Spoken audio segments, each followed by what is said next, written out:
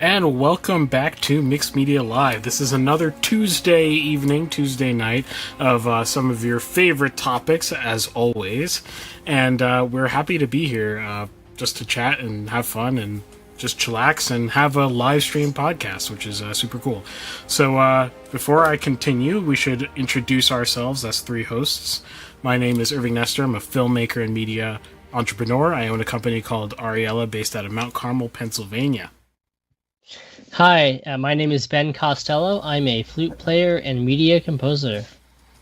And my name is Nathan Nestor. I'm a 3D modeler and a video game developer. Sweet, sweet. And we should give a shout out to our awesome supporters, and one of them's in the chat. Sup Kai, let it be known that he was indeed first. And Kai, as well as 99 Crime and Alex Egbert, and Post support us at mixedmedia.locals.com for $5 a month, and they make this show absolutely possible. And as this show shifts and changes, know that it is those awesome folks that made it happen. So you can join them at mixedmedia.locals.com.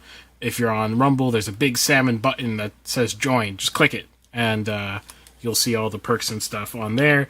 Or go to mixedmediapodcast.com to find a link to pretty much anything you could possibly want from there. So, yeah. If you're new to the show, this is a live stream podcast, so we want you to talk. We want you to be part of the podcast. You know, we will be your voice. We will relay your chats out into the ether so that other people can hear what you have to say, and we can engage with it as well. So there's almost nothing off limits, well, at least reasonably, that you can talk about in the chat. And so just send us a chat if you have a question. No questions are stupid. If you have a comment, if you have an opinion, especially if it's hot take, 100%, drop that in the chat so that we can react to it. So with that, our show is about everything music, gaming, filmmaking, pretty much anything you could possibly think of.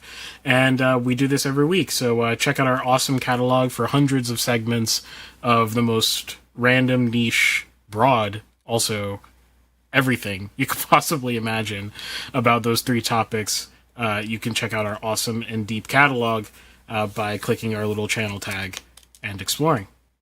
So with that, how are you guys' weeks? Mine was all right. I guess not much happened, but I randomly was walking by the TV and saw the Oscars on. I had no idea that was happening. so there's that. I suppose those will be interesting because considering I have no idea who was nominated or anything like that. So I'll be kind of sitting back for this one, I guess. Oh yeah, trust me that I don't know what's going on either. I mean, we're going to be doing a live reaction in a moment of the Oscar winners because I literally don't know.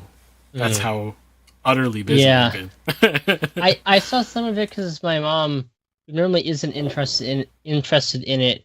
It's like suddenly really interested in it this year, and so I saw some of it in the background, but like I wasn't paying attention to it. It was a bunch of, stars getting up and making jokes about themselves, and not of much interest to me. So I don't know. Seemed very performative. Yeah, a little bit I saw. Yeah, I don't know what happened this week. I feel like kind of like a challenging week emotionally, but I guess on the artistic front, no, I've been listening to some stuff that I haven't listened to in a while, getting back into some kinds of music that I haven't listened to in a bit, and it's always good to just be fresh in what you're listening to, even if that means something that it's you know really well but haven't heard in a long time. It's come back to with fresh ears. Cool, yeah. Yeah, I haven't rewatched a film in a very long time, and I randomly had a craving. I was like, I need to rewatch something because it's an utterly different thing when you reconsume something. It's you get to hindsight it, and it's a whole new experience. Yeah. Yeah. Cool. For me, massively busy week, a lot of moving parts happening in my life simultaneously, which is crazy, but one of those things. Last week, if you remember, I was having issues with my house buying process because my lender had just like taken taken the loan away, like literally like days before closing. So we thought we were done, and then they just said nope, and with very little explanation. So if you prayed for me, thank you very much, because we figured it out, and like we figured it out also kind of last minute. So man, crazy stuff. But we were able to close probably by the end of April. So pushed back quite a bit, but that doesn't matter as long as it goes through. I don't care. So yeah, that's the update there. Good. Yeah. Shall we talk general news, or shall we hop straight into the Oscars? Well, actually, let's do some general news first, because there might be some people trickling in. Okay. Give them some time to trickle in. Well, alas, my general news was just, I do happen to know who won Best Score. That was going to be my general news, but Right. I can't say that. So I don't know that I don't have any. I guess John Williams had a interview that he did a couple of days ago that I've watched a few minutes of it, not all of it. So I guess I have to watch that. But I somehow doubt. I did read. Yeah, I watched some of it, like read transcript of part of it. I don't know. I don't know if it said anything that radical. But if you're interested in that stuff, I mean, more John Williams sound bites. Cool. Yeah, it was actually, I'm probably going to forget some news on the... Was that it for music? Sorry, I cut you off. That's all I have. Okay. But it was quite an eventful week for... I remembered! I knew I forgot something big. Let me write this down. Okay, before I forget again. Okay, but... there were a few things. So, one, the Hannah Gutierrez-Reed trial finished up last week, and she was convicted, as is quite predictable if you knew some of the facts going in.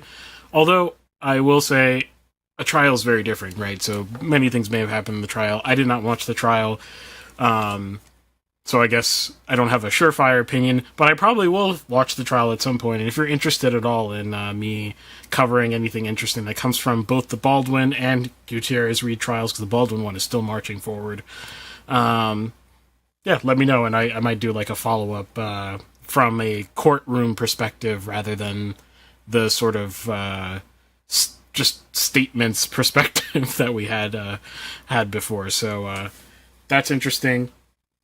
So she hasn't been sentenced yet, so we don't know what her punishment is, but she might be facing a few years in jail. So there's that.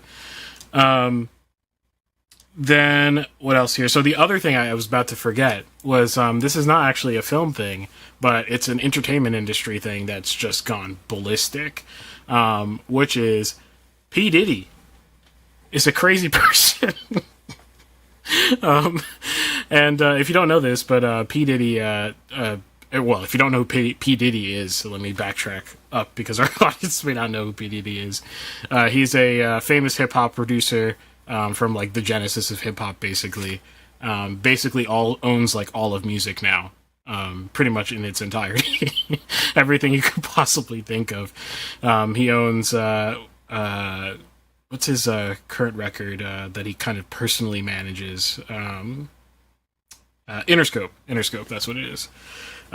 He owns Interscope, which owns like a whole bunch of rap labels, and then he owns Beyonce's label. He owns basically everything you can think of. Is Beyonce not on The Rock?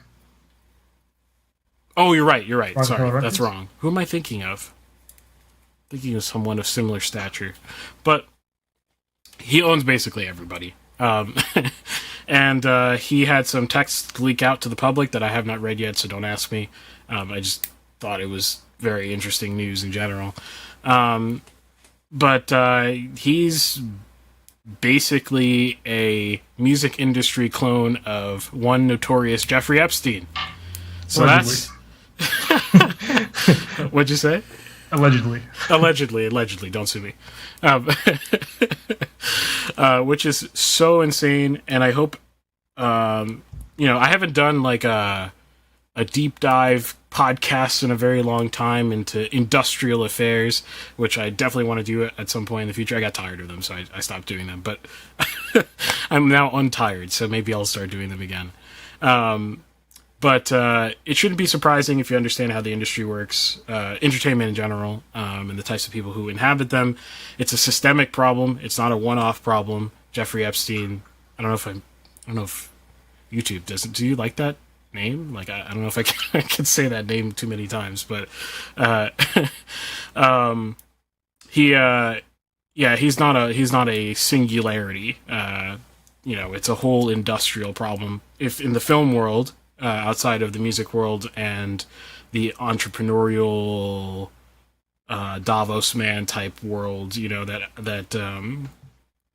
that Epstein was doing, then in the film world we had a Weinstein, right? Before, which is the thing that people didn't realize about Weinstein. I don't remember how to pronounce his name, but who owned what was his studio or his distributor? Can't remember. But he was basically the same version, and the scandal that kind of wasn't covered properly was that it was a systemic and widespread problem that many people knew about, kind of a la Epstein. So, this kind of stuff is everywhere. And maybe I'll do a show on not the particularities of each thing, but more so on the incentive structures that allow these things to happen, and that people need to be aware of them for them to stop happening, basically. So there you go. And please encourage the artists that you care about and you like to share their experiences, because a lot of people know about these things and don't they don't share them because they're scared. And a lot of these big artists would be much more willing to share these things if they knew that the audience was behind them 1,000%, right? Won't flip on them. So, yeah. Kai says, trying to trick Irving into saying certain people did not kill themselves to test YouTube's resolve. Yeah. The worst thing about Me Too wasn't the reckoning, it was how long all the stuff happened, seemingly as an open secret. I'll actually give a even hotter take than that. I agree with you, by the way. But I'll give you even a hotter take, that one of the tragedies of Me Too is the most salacious Me Too claims ended up being mostly wrong, and the ones that were really serious and widespread, like the gymnasts, right, the U.S. Olympic gymnasts or something like this, got very little attention. And I think that's a very big problem. So you have Amber Heard sucking up all the attention when she was just a fraud. When there are real victims out there who that kind of coverage really hurts really badly, because then they're not taking us seriously. So yeah, that's it for me. How about gaming? In gaming, so the MSI Claw came out, which is like a Steam Deck competitor slash the Asus version. I forget what they've made. But it's interesting to see these companies come out with this stuff. Of course, like MSI and Asus are video game. They do make PCs, pre-built PCs, but actually does. No, wait, sorry. Asus doesn't. Asus does. Asus does. Yes, they do that as well. I'm thinking about them for monitors, but yeah, they do make PCs and stuff like that. But it's interesting because when you think about like consoles, right? You think of the Steam Deck as a console, and so you think, oh, it's relegated to console manufacturers, Microsoft, Sony, and now Valve, right? But it's interesting to see, it's actually just a Linux computer that's small. So it's interesting to see how just normal computer manufacturers get into this. Obviously, gaming oriented ones such as, especially MSI. I should say, I guess MSI doesn't They do make computers as well, but I mean, at least in my sphere, they're more known for making graphics cards, right? So it's not typical you see someone with an MSI laptop, but they do exist. So yeah, that's interesting. And as well, oh yeah, I should say the pricing is a little bit steep. I don't know the specs yet, but the cheapest one is more expensive than the most expensive Steam Deck. So it's a little bit crazy. Wow. Starting at $700. Oh wow! Yeah. Wait, who's paying that? I don't know. For a console type experience. Well, I mean, it's handheld. We'll see. I'm not sure. I haven't looked up any reviews or seen any specs yet, so I don't know. Maybe it's good. The Asus one is called the ROG Ally. I forgot. That's what it's called. And also, Asus, my brain is also like a motherboard. So yeah. For reference, the cheapest Steam Deck is $400. So we're looking at a $300 difference in the cheapest ones, and the cheapest one of the Claw is more expensive than the Steam Deck. So there's that. I'm not sure if the MSI Claw runs on Windows or Linux. It's interesting because actually the ROG Ally does run on Windows, whereas the Steam Deck runs on Linux. So interesting to see, I guess. Aside from that, the finals has a new game mode coming out because season 2 is happening. So new game mode, and the private matches will be a thing now. So yeah. Cool. Sweet. Here we go. So hold on, something crazy happened on my screen. Also, I get last thing. There was that thing. I guess we're going to talk about the Oscars in a moment, right? There was the Oscars thing about video games or whatever. I'm going to listen to it during the next segment, so I might just be AWOL for the first 2 minutes. Yeah. To be honest, I actually haven't heard it either, but I do know the now somewhat controversial quote. I see. All right, I'm going in blind. Somewhat blind, I saw the thing in the Discord that I think Kairos posted. Yeah. So. Yeah. Yes. Okay, so here are we'll do the Oscars now. We'll get it over with. We'll pay our dues to the Hollywood studios, as we should, as good cinema and cinema adjacent people. So here we go. Let me pull this up here. All right, I'm just gonna do this full screen because it's the easiest. But who won the Oscars for 2024? So, Best Picture. I'm gonna skip the categories that no one cares about. Not dissing the people who inhabit those categories, but we don't have all the time to get through this because we have segments later. But Best Picture, we have Oppenheimer winning over some of the other favorites, which would have been probably Barbie. I'm talking about popular favorites, not my favorites. But Barbie and I've heard some chitter chatter about Maestro, although I don't know very much about it. Yeah, Maestro's a it's a good film. I mean, I can't compare it to Oppenheimer because I haven't seen it, but I mean, I don't know. It's fine. I wouldn't say it's like a true masterpiece that will live forever on and on forever, but it's a pretty good film. Cool. Yes, actually, that reminds me. For the episode artwork, for those of you watching on video, please make your best guesses as to what the prompt was that caused this image to be generated. I thought it was pretty simple, but granted, I do know my own topic, so... Exactly. All right, back to it. I don't really have much of a reaction, mostly because I kind of expected this almost entirely. I mean, there's Killers of the Flower Moon as well, but that thing didn't reach the sort of critical mass of attention that the other ones did. So, yeah, I mean... Not terribly. I heard a lot about Anatomy of a Fall, in the day before the Oscars, but I hadn't even heard of it before then. But granted, I don't necessarily pay as much attention to this stuff as I ought to, I guess. Right.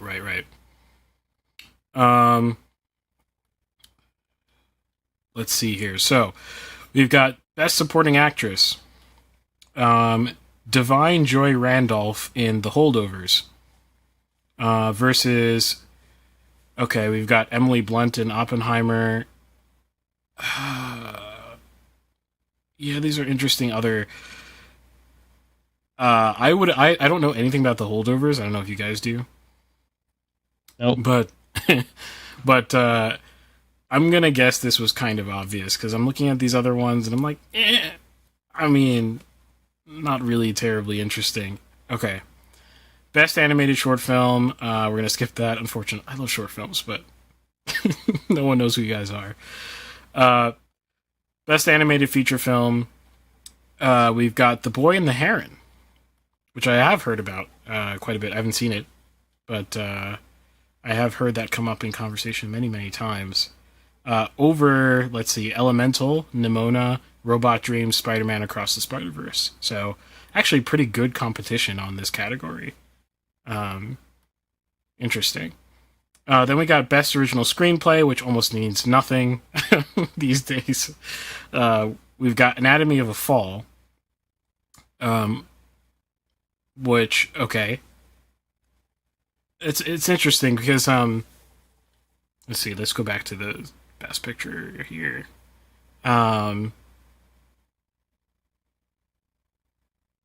Yeah, we have almost always, sorry for the weird pause, but almost always when we see a sort of Nolan pick on the top, we'll see a Best Original Screenplay because the screenplays tend to be kind of interesting. But I guess Oppenheimer is a lot more straightforward of a telling from that perspective. And it might actually not be original, now that I think about it, from the Oscar definition of original, although adapted also has a very weird definition. Right, well, you can see it didn't win adapted either, so... Okay. And just looking on your screen there. Right. Oppenheimer is adapted, but it's... Yeah, it's there. American Fiction won for that. Apparently Barbie is adapted. Oh yeah, that was the meme. I forgot about that meme. That it's adapted from like Mattel's IP, which I think is like the dumbest thing I've ever heard. Like, that's not what an adapted screenplay means in anyone's mind. Would you have wanted it to win if it had been an original screenplay? No, I don't want it to win anything. I don't think it should have been nominated for anything. But if it was gonna win, if it was gonna be in a category, I'd put it in original screenplay for sure. Like, it's not basing itself off of anything. At least of similar medium, like a doll. It's not like it's not a story. It's not a story. It's not like they're adapting it from like a Barbie movie or like a Barbie like little storybook or something. Right, exactly. That would be understandable. They're adapting it from just the IP in general, which I mean that's just really silly. Okay. So let's see. Makeup and hair, unfortunately nobody knows who you are. Production design, no one knows who you are. Although, interesting that Poor Things wins all the art department awards. Production, costume design, which is great. Congrats to you. I'm actually surprised that Barbie doesn't... I haven't seen Poor Things, but I'm surprised Barbie doesn't get for best production design, because that was the most stellar part by far. It was sick. Like, as much as I really despise that film... the art department was banging on 10 the entire time. They were doing fantastic work on a script that was dead. So, let's see. Best international feature film, a category that has become way more important lately because the international world is kicking our butts here in the United States. We've got The Zone of Interest, which is from the UK, so actually an English-speaking international film, which is interesting. Is that actually always what they do? Do they do... Because there are certainly UK-adjacent films. Now, actually, the more I think about it, the weirder it gets. Oppenheimer? Yes, like Oppenheimer, actually. Ironically, even though it's like a Hollywood-produced film, right? Yes. Yeah, I think that's right. I would probably... Oh, go ahead, Nathan. What if you... Because I feel like there are ways to break this now, right? Like, I don't know. if your production company is based out of X country, you're filming in a Y location, your director is of Z nationality, right? Like, what does this mean?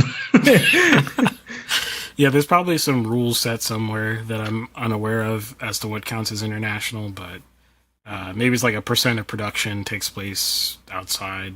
I don't know. Just location or people? Because you can imagine like now there's like a majority of your production crew is W nationality or something like that. Yeah. Yeah, it Especially can if you get have weird because you can have a director go out to another country and mostly work with people in that other country, but they're from U.S. Let's say, is that still a foreign film? That's a good. It's a good I suppose question. like what's the important part? Like why do we care about recognizing the foreign film, right? I suppose so foreign films can get Oscars though otherwise, right? Yes, which has been Okay. So happening more lately. it wouldn't be to like give them a shot because they already have a shot, I guess. I suppose maybe to either to highlight maybe other cultures to not be so Americentric. Is that the word? I don't know.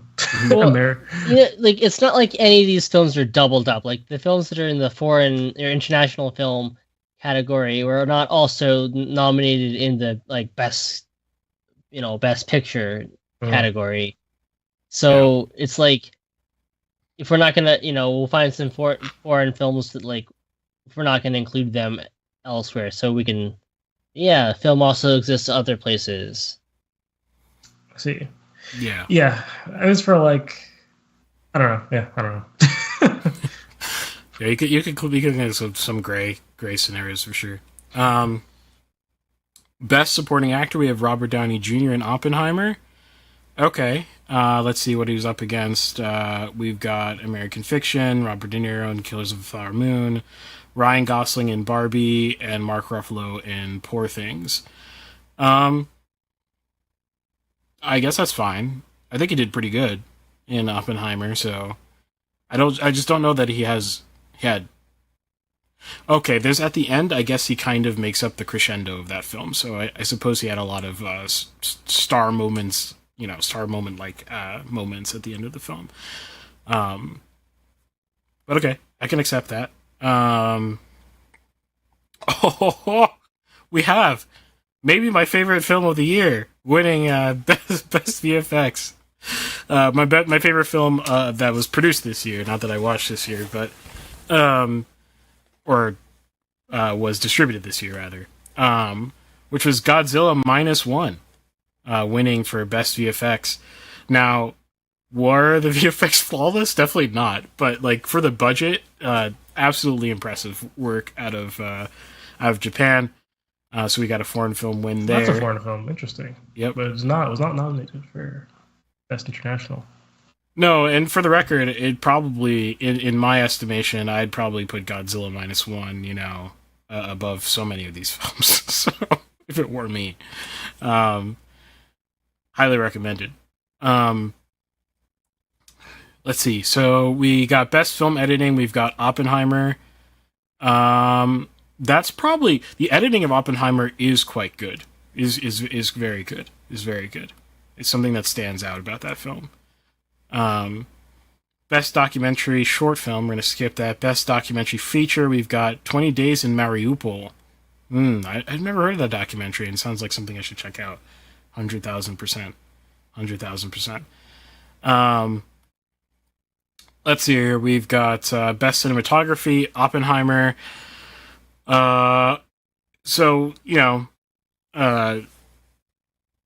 Nolan shoots large format film, and that's always going to enchant Hollywood. I'm not saying that's bad. That's actually really good. I really like that look. But, IMAX large format film is always very attractive to Hollywood. It's a very expensive and difficult endeavor to embark on. So, cinematographer always gets props for that kind of work. And I suppose there's some difficulties in capturing some of the special effects around the bomb, I suppose, and there's some cool editing chicanery with some atomic imagery that's really nice looking. So yeah, very very nice looking film. I don't think in the grand scheme of the film, like canon, I would say it's terribly special, but it is a good looking film. Um, let's see. Live Best, action short film. yeah, I mean, who knows about this? The Wonderful Story of Henry Sugar. Congratulations, by the way. Um, and best sound, we've got The Zone of Interest. Have you heard of that, Ben, at all? No. I feel like I've heard the name before, but sound is so all encompassing too. You know, you probably have to know these films to know. I mean, also, like, people voting on this, do they really know what sound means? Like, it's the entire Academy that votes on this, right? I Notoriously. think it'd be better. I think it'd be Okay. better if like only sound people were able to vote on it, or do you think it is best So that? yeah, so one thing that John Williams interview that I mentioned earlier that he gave this week, he says that the bigger award is being one of the nominees, and that's more important to him than actually winning because people who actually know film scoring are people who create the list of nominees. Then everybody else votes for it. It's kind of out of your hands at that point. Yeah, you kind of wish that everyone in the Academy is so in love with their art that they know enough across fields. They know what they don't know, too, so they know not to vote for certain things. But that's not how it practically works. That's not how it works. There's interviews with actors talking about how they'll get together in groups and talk about who deserves to win what, rather than who, like, they haven't seen the film. Like, they haven't even watched it. They're just like, hey, Jimmy worked really hard on that. Like, he definitely should win this, I wonder too, like, when you see things like, what is it, like all those awards, like the visual department coalescing around like Poor Things, right? Like, is that just because a bunch of people like that film? Like, how can we find ways to award it? Yeah, could be. And I wonder. Yeah, it could be. I mean, I've literally heard people being sent their cards, and they get sent the discs of at least back when that interview was done, which might have been like almost 10 years ago, and I can't remember who the interview was with for the life of me, but it was an actor, and he was talking about how they send you over the discs for every single one of those films, and like you're not going to watch all of them because you literally cannot. So They give you a stack of all those discs. It's a lot of discs. Yeah, exactly.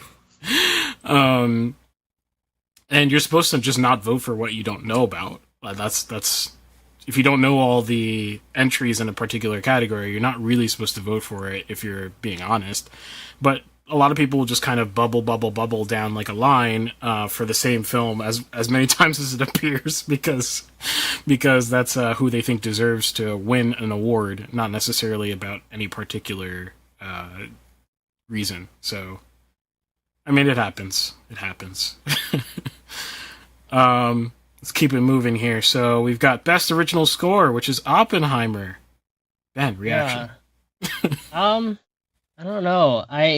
Is the score for Oppenheimer like that incredible? I don't know. I mean, Gordonson's great. My feeling is that it will not necessarily leave like an indelible mark on film scoring. I don't know, but I don't know all of the options. I can't remember what are the other nominees. John Williams. Yeah. Yeah. So I don't know the score for Poor Things or American Fiction. I don't know. I mean, I thought Indiana Jones Medal of Destiny was fine. Maybe not like the greatest Indiana Jones score. So I don't know. I might have gone with that personally, but I also haven't listened to all of them, so. Yeah. I think I remember the score after watching it, and now it has escaped my mind, which is actually it's probably not good. But I actually don't really like. Maybe this is a super hot take. I have no idea. I'm not a composer, but but I don't really like Grenson's Nolan scores very much. I think they're quite. He did Tenet too, right? Yeah, he did Tenet. Yeah. They've been quite like bombastic. I don't know how else to like. They're so loud, like, and loud in a way that's like, okay, yeah, I guess you're hearing the music for sure, but they tend to be kind of dramatic hit driven rather than kind of telling a story along with the rest of the story. And like, as much as you want to meme on Hans Zimmer, like, you know, people meme on Hans Zimmer doing sort of loud emphases, you know, in his music and kind of playing around with the soundscape as well. There's like a lot of like audible continuity, like in the way Hans Zimmer does things from in the whole soundscape. Like there's continuity from like from the sound design perspective. Like you can kind of hear all the sounds kind of come from each other. You know, Interstellar with the ticking, or like I'm saying the obvious ones, or Inception with the what's the sound? I can't remember. But it feels very inspired by the film, whereas Goranson's feels kind of like an infinite trailer. I don't know how else to explain it. Yeah, yeah. I mean, Goranson has done some like good stuff. Like I think, you know, like the Black Panthers is a fine score. The Mandalorian first two seasons are pretty good, although, like I said, I've always been skeptical and just like, I just, you know, took me months to come up with this opening theme. You know, like I have said, yeah, I'm gonna, you know, use these recorders, and like, no, it's just the good and bad and the ugly. You know, it's I I don't think that required slaving for months to try and like figure that one out. But I mean, I think he does a fine job in those scores. Like nothing like, you know, incredible. But I agree. I think Zimmer, even if you don't always, even if I don't always love the end result that Zimmer comes up with, because, you know, just differences in style. I think the way that he like approaches his craft, and like the kind of the philosophical way that he approaches it, and he talks quite. You can find all sorts of things that he's said on this subject. I think that makes a lot of sense. Like the way that he's approaching it in a philosophical way. It's why he's so great, right? Even if I don't always love like the end result and like, oh wow, man, I want to listen to that and put it on repeat. I think it's the way that he's approaching what he's doing is a really great way to approach the craft of film scoring, and I think that's evident. Even if I don't always love what it actually is, it's evident that like it is well thought out in a kind of philosophical way. Yes, that is it. That I echo that sentiment. Yeah. And unfortunately, I feel like he's not been getting better. He's been kind of getting worse. I like you listen to some of his older soundtracks, and you're like, oh my gosh! Like I can actually, like, for example, the Dark Knight soundtrack is very particular. Like it's extremely particular. It's Dark Knight like if that makes sense. Whereas a lot of his later scores sound Zimmer if that makes sense. Yeah, although I think there's some element of like, you know, maybe he's inhabiting his own shadow. I don't know. Yeah, I think there's probably some sense of like, you know, he needs to kind of sound like Zimmer every time, and everyone else is trying to sound like Zimmer too. Right. So, you know, he kind of has to do Zimmer better than everybody else is doing Zimmer instead of being himself. I want that problem. I mean, well, he's certainly not pressed for cash. We'll put it that way.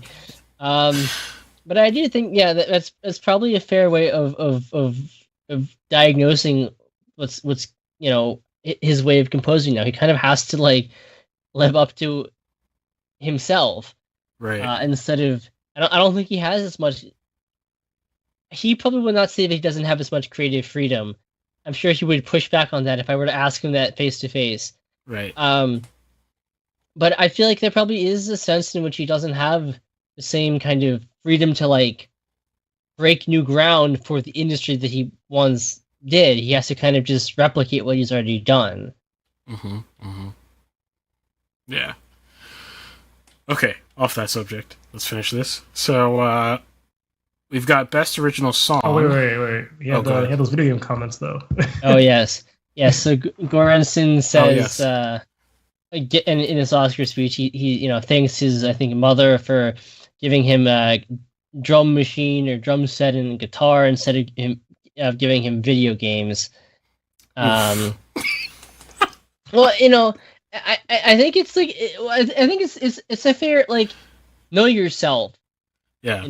It's one thing, like, if he knows himself and he knows that, like, if he had not been exposed to music, and he just had video games, he would never have discovered music and wouldn't have been up on that stage, probably.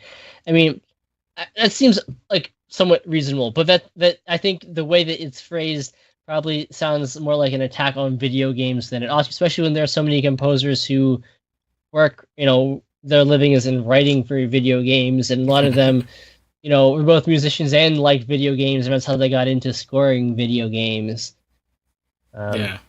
I don't think these things are necessarily mutually exclusive, but I guess again, know yourself a little bit, or at least know who you were as a child. Maybe, I guess, I don't know.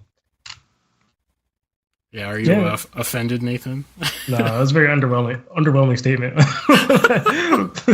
The dude, I was like, oh, it actually is very benign. And he's just saying, like, I'm glad to be here, basically.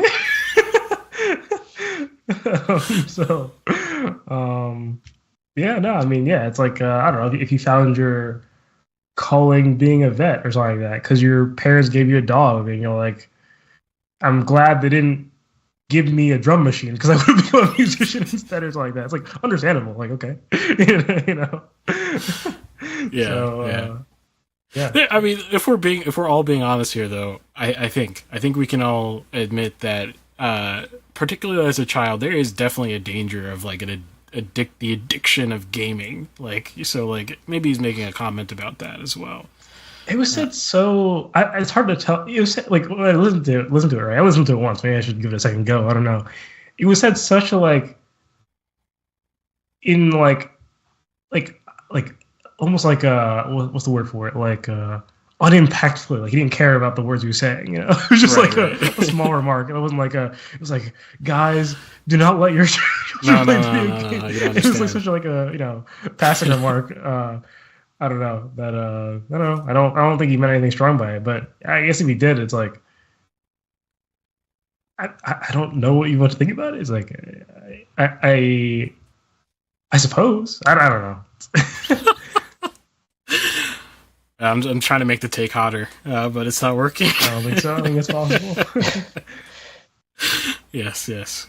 We'll give Granson a pass. That'll be the hottest thing I'll say. There you go. Let's see. Best original song. We've got "What Was I Made For" from Barbie. Not I'm Just Ken. I like. Yeah, I'm kind of surprised about that. Like, honestly, I like I'm Just Ken. Yes, kind of a powerhouse of Hollywood opulence in the way that you can get it in 2024. Yes. I mean, it is. We don't make these big movie musicals anymore. Yeah, no, you're right. You're absolutely right. Man, I would love to see. Yeah. We're past that. Not past it, hopefully. But we haven't seen that in a long time. Okay, big hitting categories. Next, Best Actor, we've got Cillian Murphy for Oppenheimer as Oppenheimer. And I will say he did a fantastic job. He definitely disappeared outside of being Cillian for the most part. Now, again, is it like one for the ages? Not really. Like, I don't think it's that kind of thing, but it was very good, so it's hard to argue with that.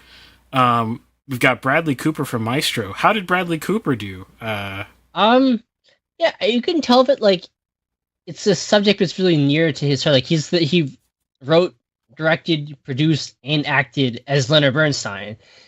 Like, that's his film. But he does fine as Bernstein, but Leonard Bernstein almost like is not the focus of the film. The focus is like the better acting is really his wife. Mm. Or yeah, so I can't think of who plays his wife in it. And I think she's nominated for best Carrie actress Mulligan. probably. Yeah, that sounds right. Hmm. It was really good. Like you can tell that like it's something he's really passionate about, but like he doesn't dominate the film with his acting. It could be a good thing, but Yeah, yeah. Okay, we've got Best Director. We've got Nolan for Oppenheimer. Now, like I can't remember what the statistic is, but very, very often when the Best Picture wins, the Best Director follows.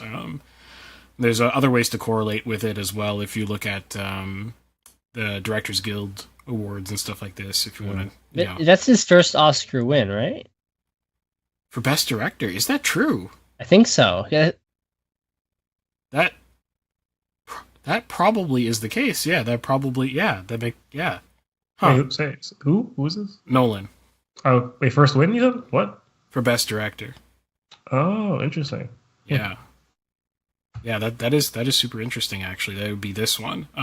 Definitely not my favorite Nolan film, but But really, it's the film of the. It was the film of the year. yeah, yeah. Let's see. Oh, and of course, the big hitters he was up against was Martin Scorsese, and then we got John Glazer, and someone I've never heard of, Yorgos Lanthimos. Very Greek. So there we go. And the Anatomy of the Fall person as well. Oh yes, Justine Triet. There we go there. Best Actress, we've got Emma Stone for Poor Things, which won plethora of other art-related awards. So cool, yeah. I guess. I don't really know. Yeah. I mean, I can't comment on all of these films, but Carey Mulligan is Leonard Bernstein's wife. She definitely is the acting highlight of that film. Right. Okay. And there we go. That we've gone through the Oscar. We've done our patronage. We've done our duty to Hollywood. No one can say that we don't know who won the Oscars in 2024, except I'll probably forget half of them by the time this episode is done. And I don't think we're not gonna do Oscar related content this year, right, Ben? Like, no, I really don't want to. Yes. Okay. If you don't know the last 2 years of this podcast's existence, every Oscar season we would meticulously go through the nominations. I would spend hours and hours watching these films to be disappointed by 70% of them, and there are gems in there, but I don't feel like sifting through the garbage to watch the gems. I kind of just want to watch the gems. And a lot of people say there's a common phrase in amongst film people, which is bad films exist so you can appreciate the good ones. I absolutely and utterly disagree with that sentiment. If I watched good movies for the rest of my life, I would be happy because they're all good. So I don't need to watch bad ones in order to be happy. Maybe there's an appreciation component of that. That's probably true, but I can still recognize the good without seeing bad ones. So, yeah, it's become a thing, unfortunately, with the Oscars, where it's become a sacred cow instead of being a tradition, like a proper cultural tradition. That's what it's actually a good, I think, to have things like this, because I see a lot of people, they scoff at it from the perspective of hoity-toity this, and I agree. I agree with their critiques. I just think that taking the foundation out and destroying it is not the actual answer. It's to redeem it. And it is nowhere near that. So I don't watch because I can't bring myself to, because it is very hoity-toity and boring, honestly, and self-possessed in every way possible. And it doesn't invite the viewer to love the craft, which is what these sorts of things should be doing. It should be a celebration of craft, more than even people. So yeah, that's my spiel. My spiel. Shall we get into the show? I'm ready. Okay, good. So that's our new segment, and we'll get into Ben's segment, which Ben will be talking about. Why classical music is not moving in any direction right now, essentially. Okay, good. And our image is very indicative of this. Here we go. Mixed Media Music. All right, welcome to Mixed Media Music, the portion of Mixed Media Podcast dedicated to all things music with a particular emphasis on classical music and on media music. I'm the main host for Mixed Media Music. My name is Ben Costello. I'm a flute player and media composer, and I am joined by my two co-hosts, and I'll let them introduce themselves. So my name is Irving Nestor. I'm a filmmaker and media entrepreneur. I own a company called Ariella based out of Mount Carmel, Pennsylvania. And my name is Nathan Nestor. I'm a 3D modeler and video game developer. All right. So today on Mixed Media Music, we are going to talk about classical music in a sense of stagnation. Right? Why is classical music not moving forward, or at least not forward? If it's moving in any direction? And we've talked plenty of times on this show about, is classical music dying?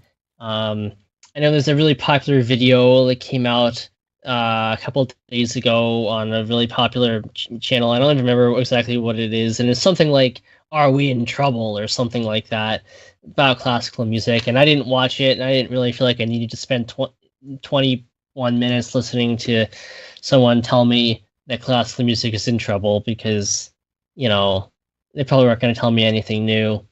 But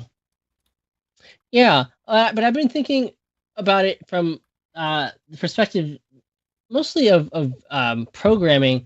I know I mentioned on, I think, our last show that I've been paying attention, this month to a lot more female composers, because, Women's History Month, trying to do that, expose myself to some music that I don't know by some, living and past women composers who are essentially non-existent on orchestral programming, and then just spending some time looking at statistics about programming in classical music.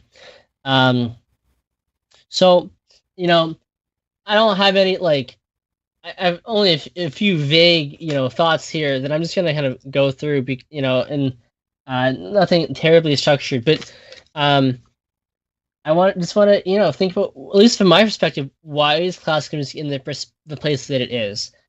So first, I'll just start off by saying I think stagnation is the best way to say to describe where classical music is in the United States, and probably most of the world as well.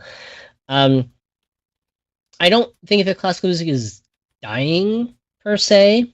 Opera, yes, right. I think opera is in much more trouble than orchestral music.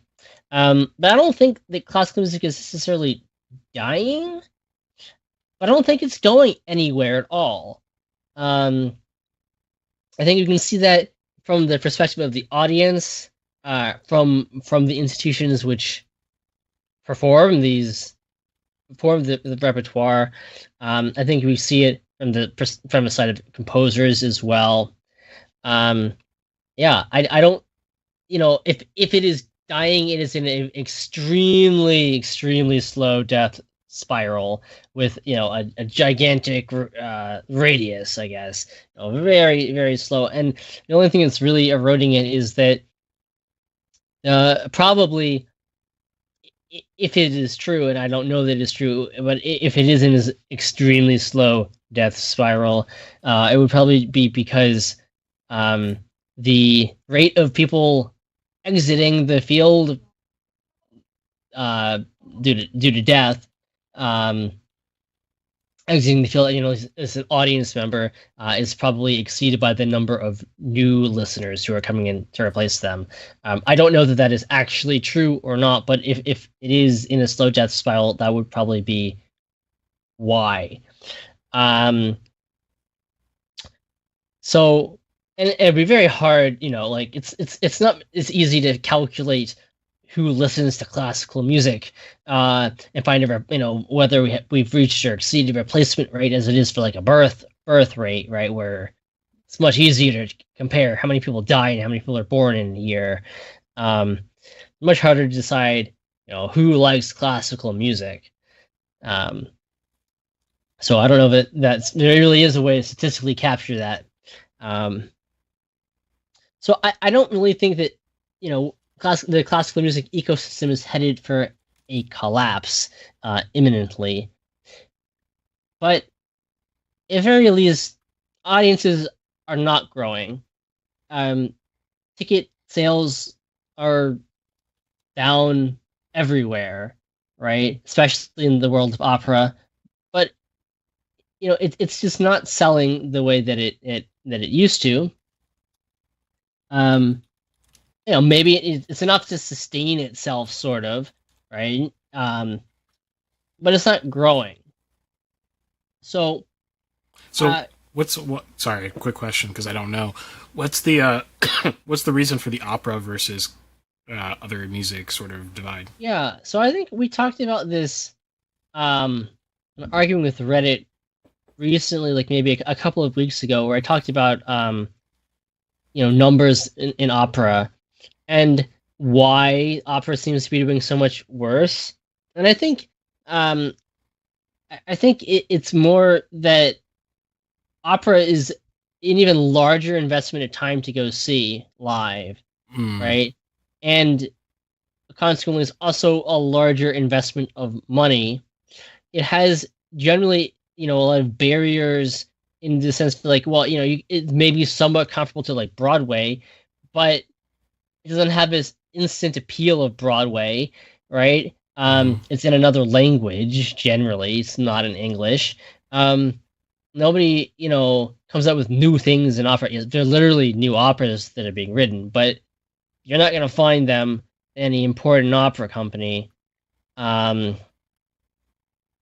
it just costs a lot of money, right? And it kind of has even more elite cultural status to it than classical music. So in some ways, it's kind of classical music's problem amplified, right? Or orchestral music's problem amplified. Yeah. So, and I'm sure if you want to hear me talk a little bit more about that, a little more depth, I don't think I think it's probably the arguing with Reddit before the last one, so probably like 4 weeks ago, maybe, on our show, or something like that. We've also shifted our schedule around, so I don't remember. Somewhere in the last like 6 weeks, right? Yeah. So, before I get into the institutional side of things, I guess I like the hamster wheel that Irving uses our episode art, because I do feel like that's, some people are looking at it as like we have a chicken and egg problem. I don't know if that's necessarily the right way to describe it, because I think there's a way to there is a way to break out of this kind of circular, we're going nowhere, we're just running in circles. So I think all these problems are related to each other, with some independence and some variables. So we'll start with composers. So is classical music going anywhere in terms of composition? Well, I would say, very broadly speaking, no. And that's because, well, we had the 20th century, right? We had two completely opposite strains of thought, right? We had, a few composers and institution of the orchestra really doubling down on the past, right? And then we had composers who were exploring all manner of avant-garde styles and trends in music. And I don't think that we've really reconciled these things. I think from the composition side of this problem, we have a lot of composers who still write things that are not the most audience friendly, and maybe that's putting it. Maybe I'm being too harsh, or maybe I'm being too light on us in general. You can kind of pick whatever side you want.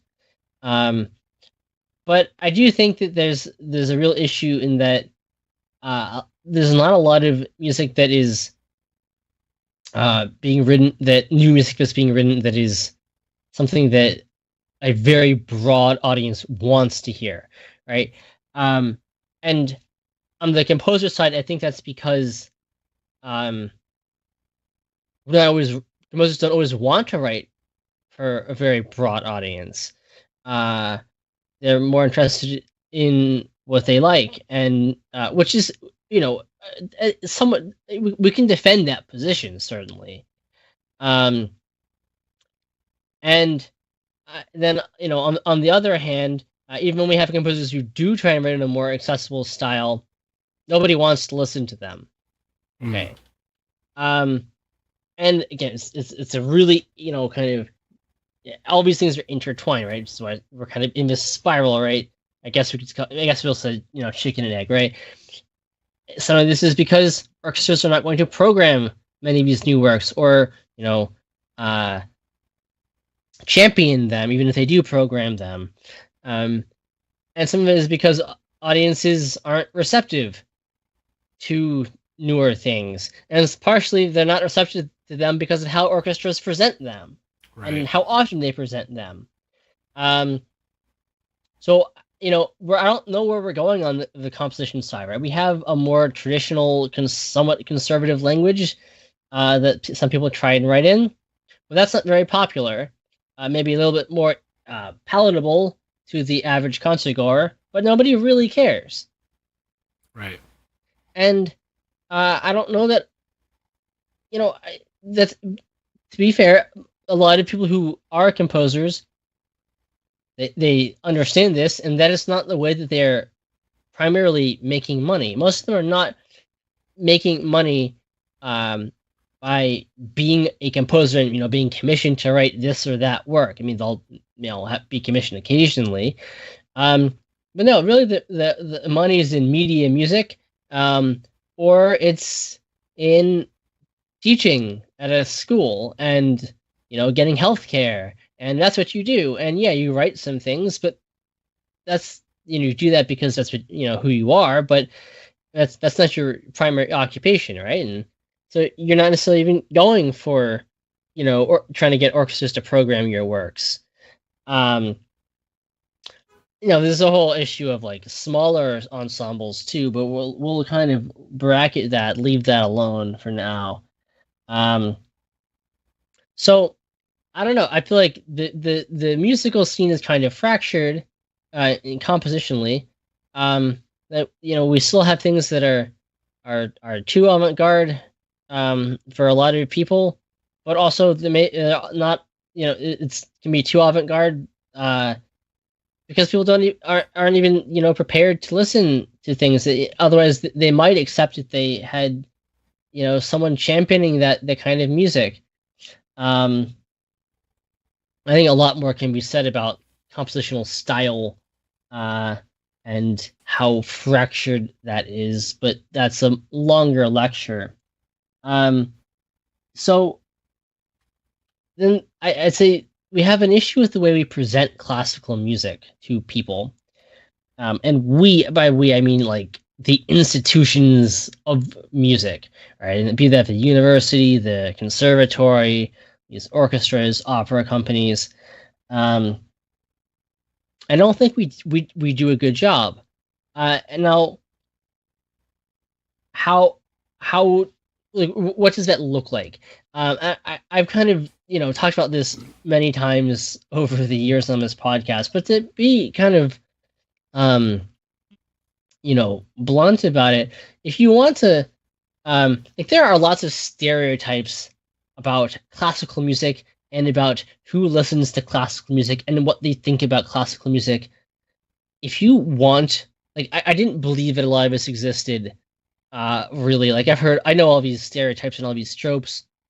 If you want to be disheartened by the reality that these tropes often are disturbingly true, just go to Reddit, look at like our classical music.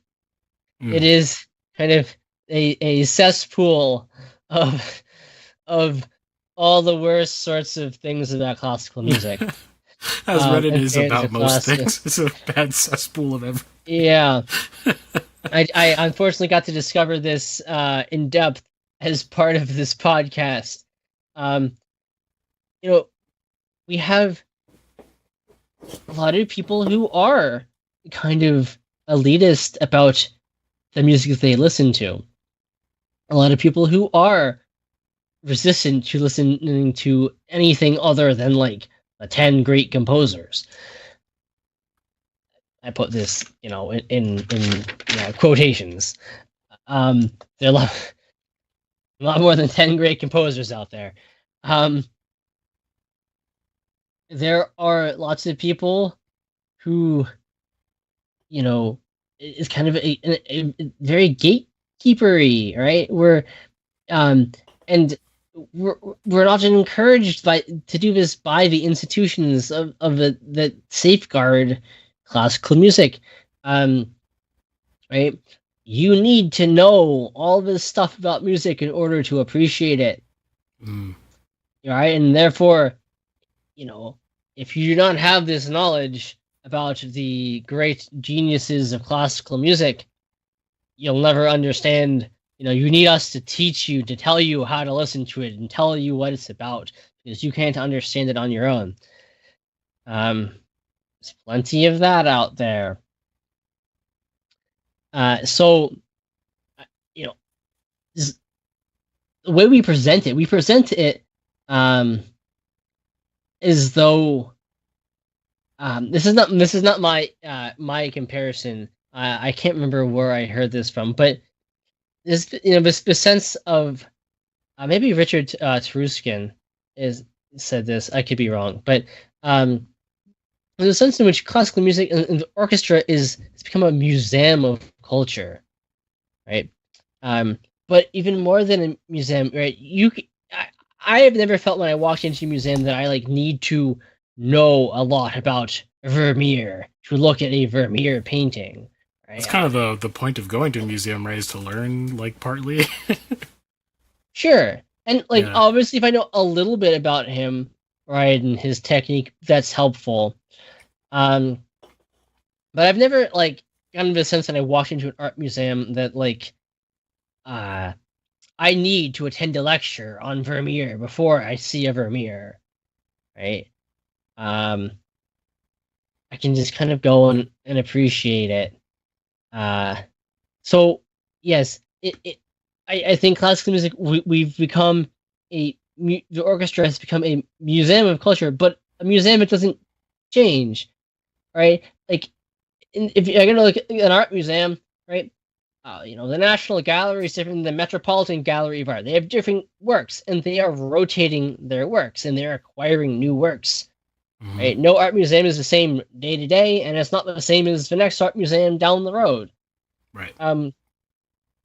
But too often, our orchestras, we've decided that we want to preserve the past, and not really showcase the present.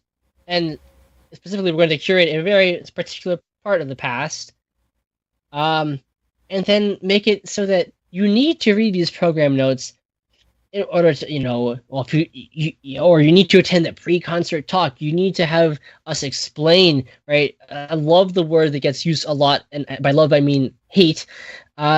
We love to talk about demystifying classical music, right. So it's some mystical thing that these sacred sages have to come down from the mountain and explain it to you. Right. I almost think of Moses coming down from Mount Zion with the 10 Commandments. And he's going to explain explain all 613 rules of the law to the Israelites. No, you know, that is not how this should be. I mean, yes, is it good to like, gain a deeper understanding of this music? Yes, absolutely. But I don't understand why we have to present it as something that you need Need it. Yeah. some special knowledge but you don't possess, Yeah. unless we give it to you in order to really appreciate this music. I, honestly, I mean, yes, so important to get context, historical context about works, and I love that stuff. I it's my bread and butter. That's not how I started with music. I started with like liking a piece, Right. right? You don't need any information to like something or not like it, right? Um, and that is a barrier for entry, then, right? So at the same time, you see, if you want to wade into the cesspool that is our classical music, and I know it is the same out in the real world.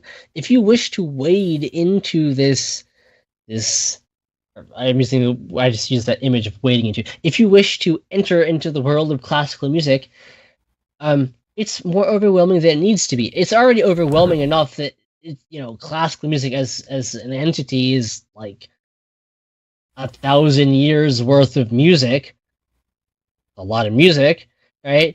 That's already challenging enough.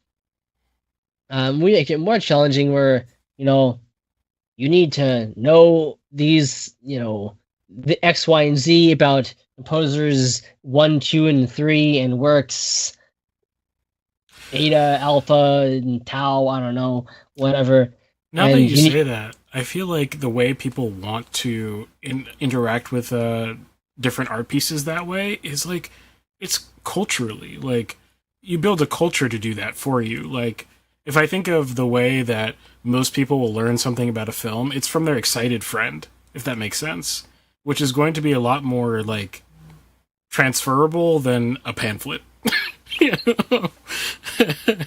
Right. And so you don't present the thing like that. You just present it as it is, create the community around it, and the community will, like, it's natural for people when they love something to learn about it, and then because they learn about it to appreciate it more. That's the way it should, that's the direction it should go, not the other way around. Right. And that's not how music operated, 200 years ago. This classical music world. It's back then it was a living institution, right? To the extent that orchestras were starting to, be like a public thing, right? Instead of just like the orchestra at this nobleman's house, right? His own personal orchestra. Okay, there's a lot of that, or your church, the cathedral has an orchestra and an organist. Yeah, obviously lots of that. But the early 19th century, when orchestras as a publicly accessible thing started to become more and more common, they're performing new works by composers. They're not shutting new things down or new composers out or new works by composers out, right? They're cultivating, right, a living art form.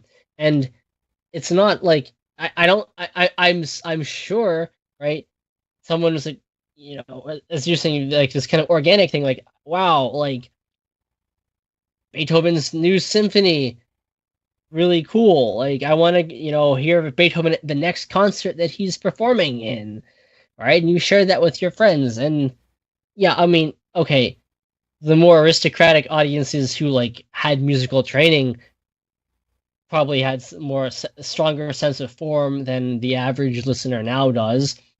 But that was an era in which more and more people were being allowed to enter into the arena of listening to music. We're not doing that anymore, right? We've become, like I said, a fossilized thing, right? This museum, and a stagnant museum, right? If I go to the National Gallery of Art in Washington, D.C., yes, I could go back and look at the same Vermeer painting 100 times, right? And I certainly could get more things out of it each time that I do. But if that's all I do, I just stare at that one painting, every time I go there and I don't look at anything else that's in that museum, I mean, I'd be bored with that. The whole museum out there, right? But we don't. That's not what we do with our music, right? We've selected a small number of things. That yes, I love all these, these classics, right? We selected them, and then we played them over and over and over again. And there's so much more out there. And yes, there are so many composers who are underappreciated, pretty much unknown, in all styles from all times, and across the spectrum of genders and races and ethnicities and backgrounds, composers of all kinds, right? But we don't perform them. And the answer is not because it is of inferior quality, because I can assure you that there's plenty of music. I love finding things that are not very well known.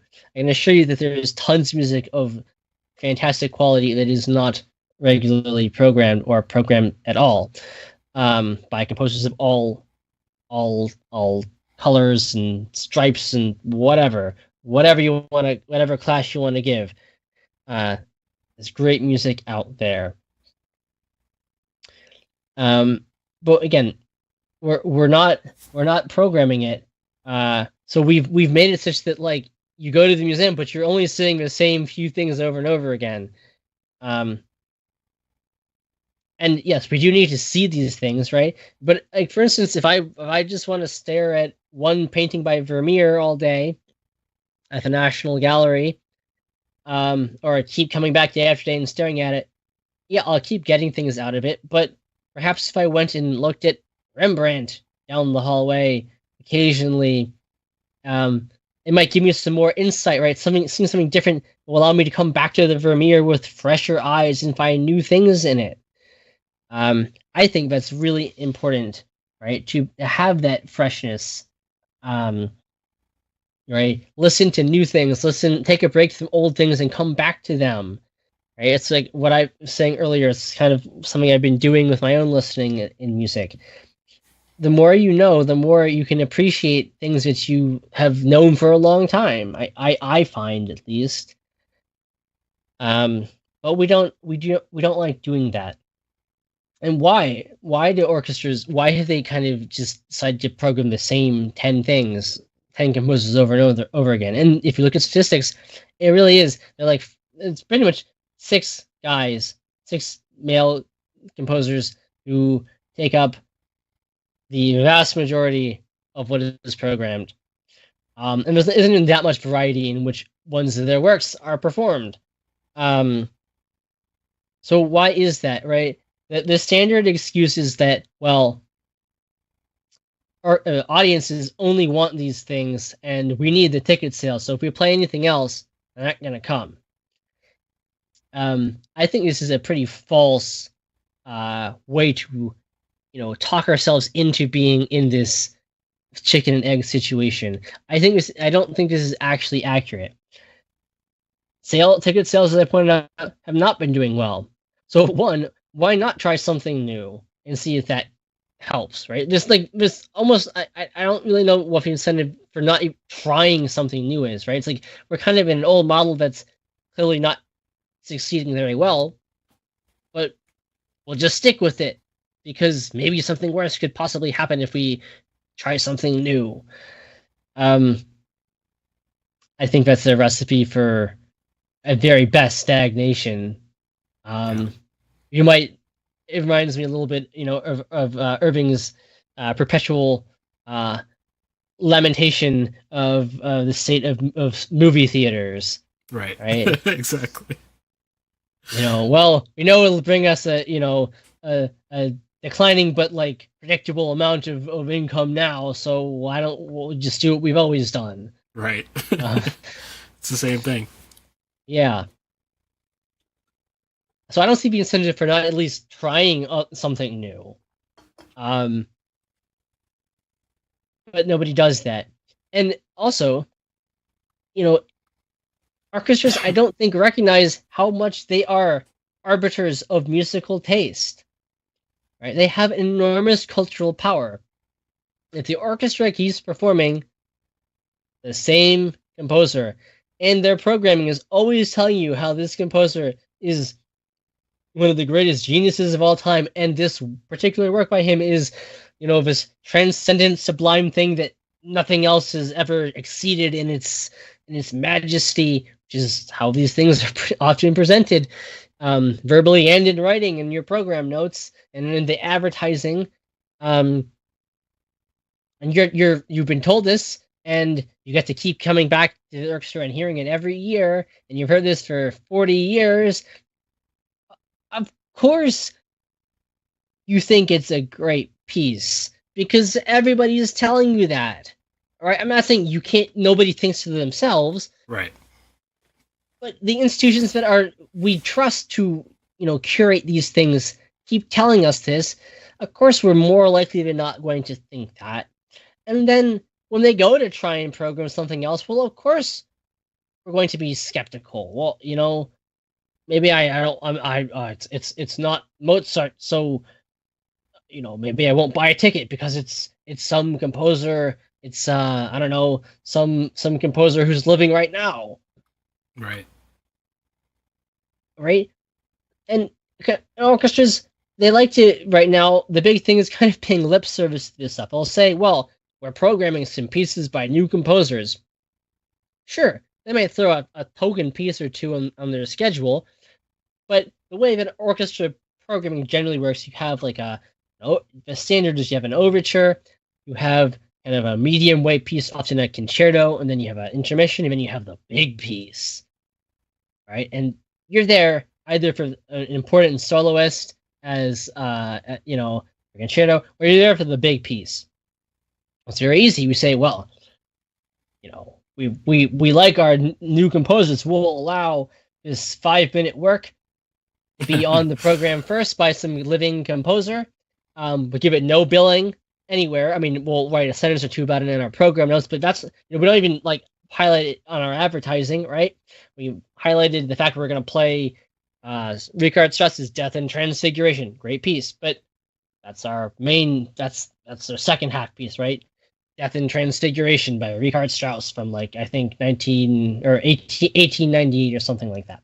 Okay, a 5-minute piece we want to advertise by a living composer, and you get to sit through it. Maybe you enjoy it, maybe you don't enjoy it, but it's there, right? And we can say, well, we had a living composer on there, or we had a woman composer, or we had a black composer on there. Okay, literally, they might be on your list of pieces that you performed during the season, yes. But is that how you are is that how you're giving anything new to people? I mean, yes, like I said, maybe there is some risk if you want to put Amy Beach, good, very good composer, female composer from early 20th century, right? Pretty conservative in her musical language too, nothing terribly avant-garde. Right? If you don't make her, one of her symphonies your core works, which nobody wants to do, right? So maybe you put an overture by her in there, right?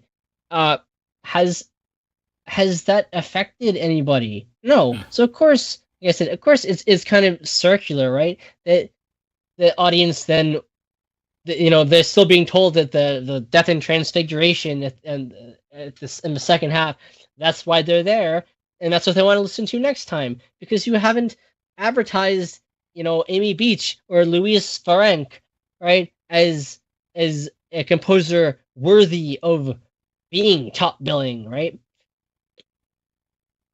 So it seems to a lot of people, I think, that we have this chicken and egg problem, but I think the onus is really on the orchestra to be a little bit innovative, and they're not doing that, right? They're just going to say that, well, people only want to listen to the stuff that we only play. Of course they do.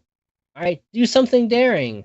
All right, you have the power to kind of break that cycle. All right? If you do something new and fresh, you know, commission composers to do things, do something daring, right? I don't know. There are probably infinite ways you could tie like some kind of collaboration of like Taylor Swift and a composer. I don't know. I mean, you have to convince Taylor Swift to do that, but classical music it needs to kind of, if it wants to not be stagnant, it has to, I think, find its place in the culture and not just as like this fossil that we can go and examine by paying a ticket to an orchestra. Right? It has to be living. It has to speak to us today. Find something new, right? Program a piece by a black composer, right? And program it in a way that like that is something that's interesting, right? That's the main attraction, and that it is worthy of being a second half piece, right? And then people will suddenly know that composer's name. And then, I mean, obviously, yes, I as a listener could just do this myself. I could just go look up composers I don't know and listen to their music and fall in love with them. But most people are not going to do that. Okay? But if you program William Grant Still, very important African American composer from the Harlem Renaissance, right? If you program William Grant Still and make his symphonies or poems like that, like the centerpiece of what you're doing, people then will know that William Grant Still existed, and he's worthy of being in the same billing as Richard Strauss's Death and Transfiguration, and then they can go out and learn more about William Grant Still, and then they want to hear it, and then suddenly people want to hear music by this person, and it's not just the same 10 composers, right? We've expanded it by one, right? So I do feel like we're not going anywhere, right? And again, this ties back to the composers too, right? If the audiences aren't being exposed to new things in a way that like isn't, it's just, well, it's this token new piece, so the composers aren't going to write in a way that like audiences might enjoy, because there's no audience that will enjoy them because they won't even be programmed. It's all kind of related, but I think that the real onus here, the way out of this, is the orchestra in the way that they advertise what classical music is. They need to make it seem like something that people can just organically and spontaneously like without being educated, right? You can just buy a ticket and you can appreciate whatever is being played, or not if you don't like it, but right, it has to be accessible in that sense. It can't just be this, like, especially opera, right? But it can't just be this thing that seems like it's for the elite and who have this special knowledge, right? Anybody should be able to just go to a concert and enjoy it, and they have the power to break out of this. We're just going to play the same things over and over again. Right? They have the power to make it more of a living art, right? In which composers are interacting with what the audiences want, the audiences are interacting with what composers are giving them. New works are celebrated instead of, being thrown into the dustbin of history, right? I mean, imagine if I don't know, your like 1880s, right? Your orchestra. You're Tchaikovsky, and you go up to the orchestra, the St. Petersburg, what is it, the Royal, I can't remember the with the orchestra is essentially the St. Petersburg Philharmonic, whatever. It had a different name at the time, but you go to the main orchestra, and you're Tchaikovsky, like, well, I have my Fifth Symphony here, and I like to perform it, right? And they're like, actually, sorry, we only perform works by, composers from the 1500s. We wouldn't have Tchaikovsky's Fifth Symphony. It wouldn't be one of the most beloved pieces, right? We don't have the opportunity today to create the next Tchaikovsky's Fifth Symphony. But again, I just feel the onus is on the orchestra. Yes. Is there intercity what's the word, competition between orchestras? Are there ever more than one major orchestra within a city that actually compete for the same tickets, if that makes sense? I mean, so you go to like something like Los Angeles, where there are lots of um smaller professional groups because in some well, Los Angeles has more musicians than it can sustain. Right. But then there's the Los Angeles Philharmonic, which is where everyone goes. Right. Right. And there's smaller groups um that have like two concerts a year. In New York, you'll have like there's the New York Philharmonic, right? Leonard Bernstein's old orchestra. There's also like the New York Symphony, right? It exists. I don't really know who goes to New York Symphony, Right. right? I mean, technically, there's in DC, there's like the National Symphony, and there's something called the National Philharmonic, but I've never been to a National Philharmonic concert. I don't even know. I know it exists, but it's Right. not the National Symphony, right? It plays in Kennedy Center. So there are other orchestras, but not really any competition between them for like top billing. Right. It's kind of like generally, right? If you have the option of seeing the Yankees, or you have the option of seeing the Yankees rookie ball team in Florida, 6-week long rookie ball team, you're not gonna, unless you have like a real reason to like be interested in Yankees distant prospect, you're gonna go see the Yankees. Right. You would think that this is just a thought that came to mind. You would think that that there's a very small amount of musicians who could probably challenge the entire structure by forcing competition, right? Like you think about this in basketball, for example.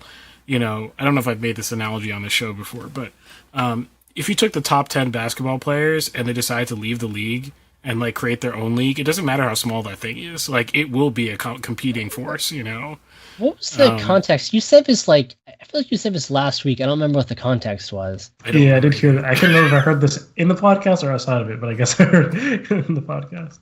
I don't remember the context, to be honest. But that's the force of like star power these days, especially with like social media and stuff like this. Like the stars are less of a product and more of their own independent force if they realize that they are. And so I wonder, like, in things like this, like, if you had, like, the top 10 musicians in a particular orchestra just go, let's just start our own thing in the same city. Like, you know what I mean? Like, in the same city, let's just start our own thing. People know who we are. They respect what we've done. But we're going to do this thing in a way that's, like, let's say, these people are 40 and below. So they want to see a future where this thing doesn't die, right? It matters to them.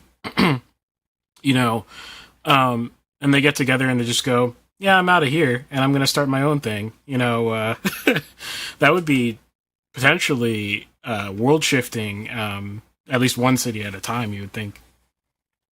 I wonder if this was mentioned in relation to streaming services, maybe? I don't know. Oh, maybe. I don't remember. Oh, yeah, probably. Yeah. Yeah. I don't know. I mean, I think some musicians find that the way kind of out of the stifling environment of the orchestra is via chamber groups, but they don't tend to draw as much,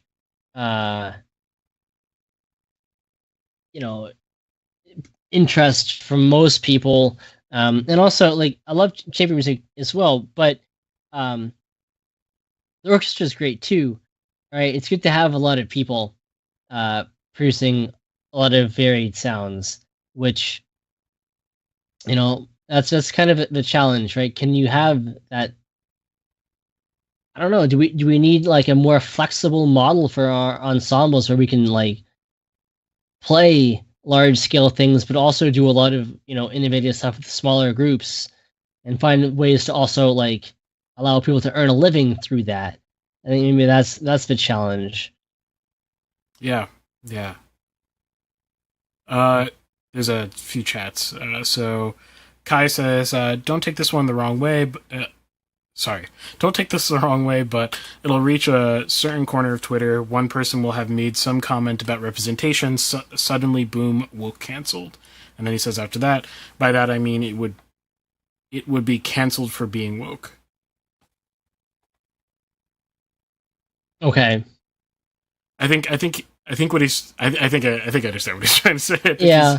Well, I mean, if somebody is concerned that I said, oh no, let's listen to music by, people who aren't dead white guys. I mean, okay. Yeah, there's a lot of great music out there. I wouldn't even say that, is that even woke? I don't even know. I don't know. I'm sure someone out there could probably twist what I'm saying into thinking that I'm attacking Beethoven or something. I love all of these composers, right? Yeah. I'm not. But I do think that the way forward is not just to play the same Beethoven symphonies all day, every year, for now on to eternity. That's why we are in the hamster wheel. Play something else occasionally, right? Like I said, if I want to just appreciate Vermeer, well, perhaps by looking at that Rembrandt sometimes will give me a fresh perspective when I look at that the masterpiece of the Vermeer. Right. Kai also says, I'm on board with Ben's ideas and Irving's. Sweet. Let's start our own orchestra.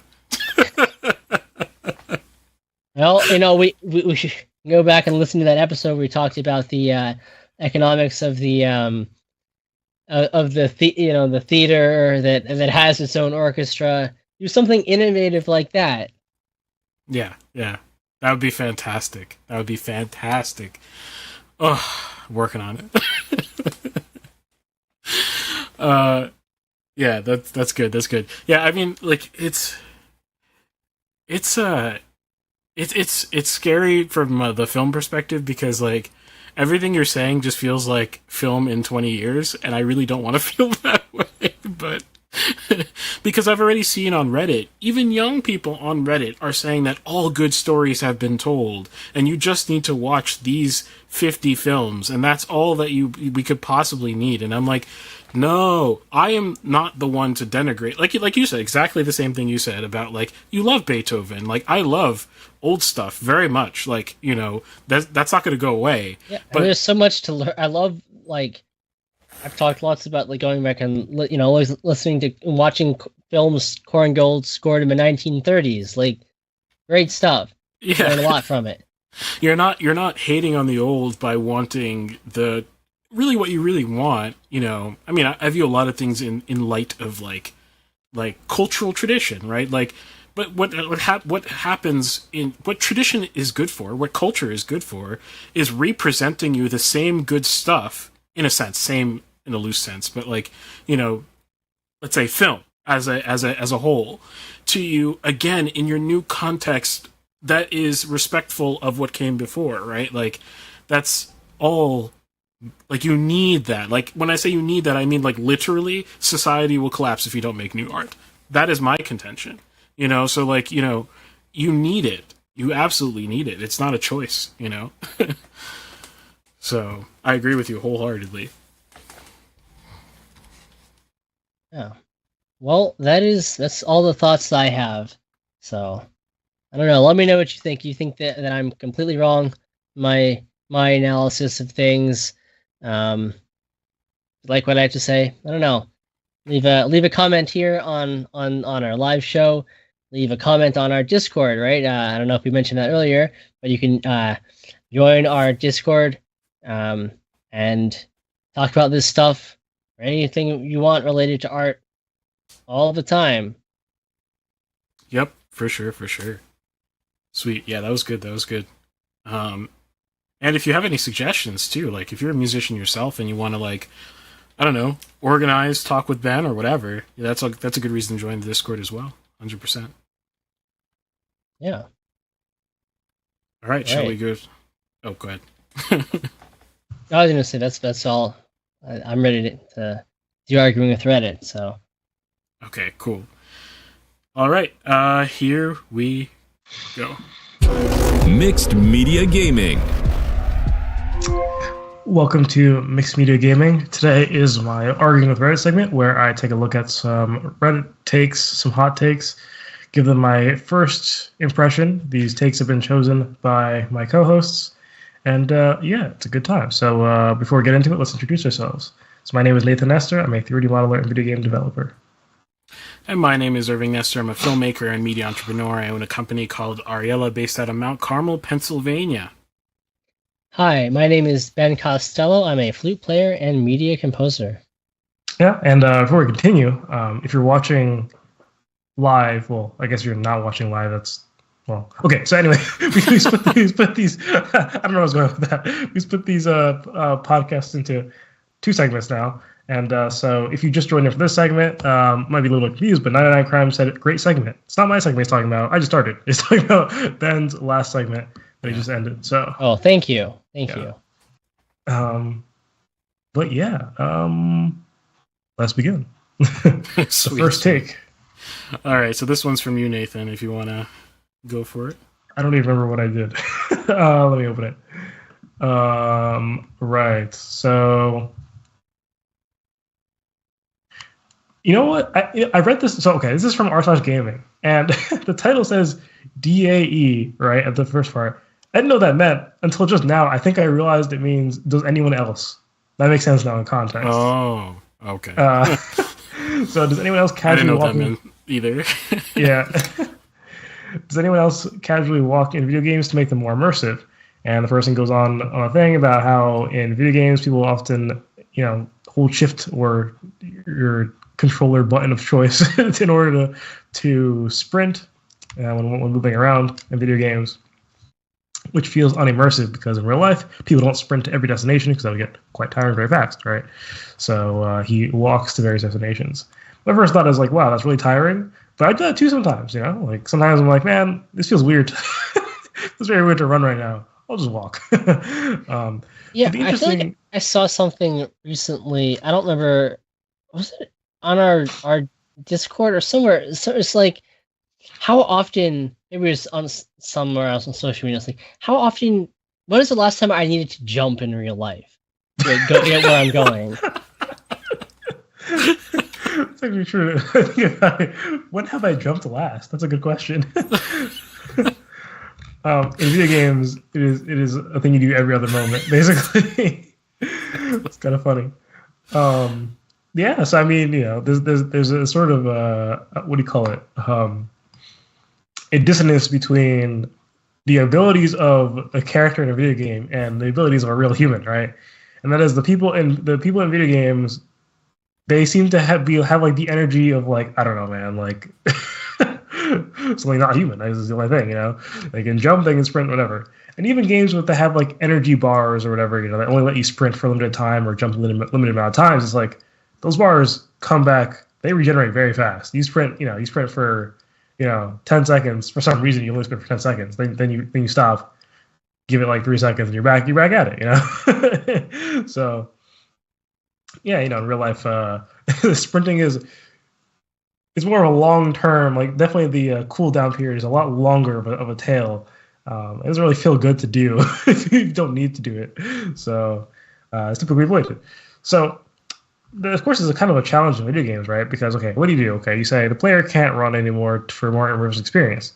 The issue is that distances between places you need to go to are often very far. Even if you're playing, I don't know, even a game like a car, GTA where you can steal cars, it's like I have to walk to a car, which could be like a minute walk, depending on where you are, right? It's like, do you really want to? Probably not, really. Probably more like 30 seconds. I don't know. It's just kind of annoying. In a game like GTA, where it's very like, it's very gamey, it's definitely very forgivable.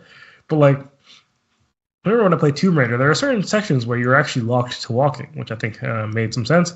And your character jogs by default, which I think is okay, especially given the dire situation she's in. Kind of, it's like if I were stuck on a remote island and I had no food, I probably would not be running around. I probably wouldn't be jogging. I probably would be walking. Although she is, she's skilled with the bow, so she can hunt and whatnot, and there are animals you can kill. Well, she never. I don't know if she ever eats in the game. Now I think about it. Right. Especially eats off camera. When you sleep, well, when you sleeping, I guess you can't eat, but I don't know. So, but yeah, no. Sometimes it forces you to walk, which I think makes a lot of sense. There are definitely other games that do this as well, but it is a hard problem to solve, and I don't really know what to do about it because let's say you did shrink down the map, you made spaces more realistic. Well, even in real life, right? You do walk for like minutes at a time sometimes to get somewhere, right? Think about being at college and walking to class, right? If we're to really have like a game that took place at a college campus, you probably don't want to walk from class to class. What do they do in movies, right? Well, either the walk includes something of interest, like a conversation or something like that, right? Or it's just cuts. There's no, or you cut to some other storyline or something like that while the character, I guess is the name as well. Yeah. While the character walks to class or whatever. So what if you did this in video games? Well, in terms of dialogue, okay, this could work. Okay, sure. So many games do this, right? Now, there's not always dialogue everywhere you go, so you can't use this all the time. And obviously, it's not appropriate to put dialogue everywhere, so can't just slap that in always, right? There's cutting, and I feel like games oftentimes don't do this as much as they should. I think a lot more games, and I think about it, should really just include cutting to locations when it doesn't really matter. When you're just running to location for the sake of running to location, So cutscenes would not be bad.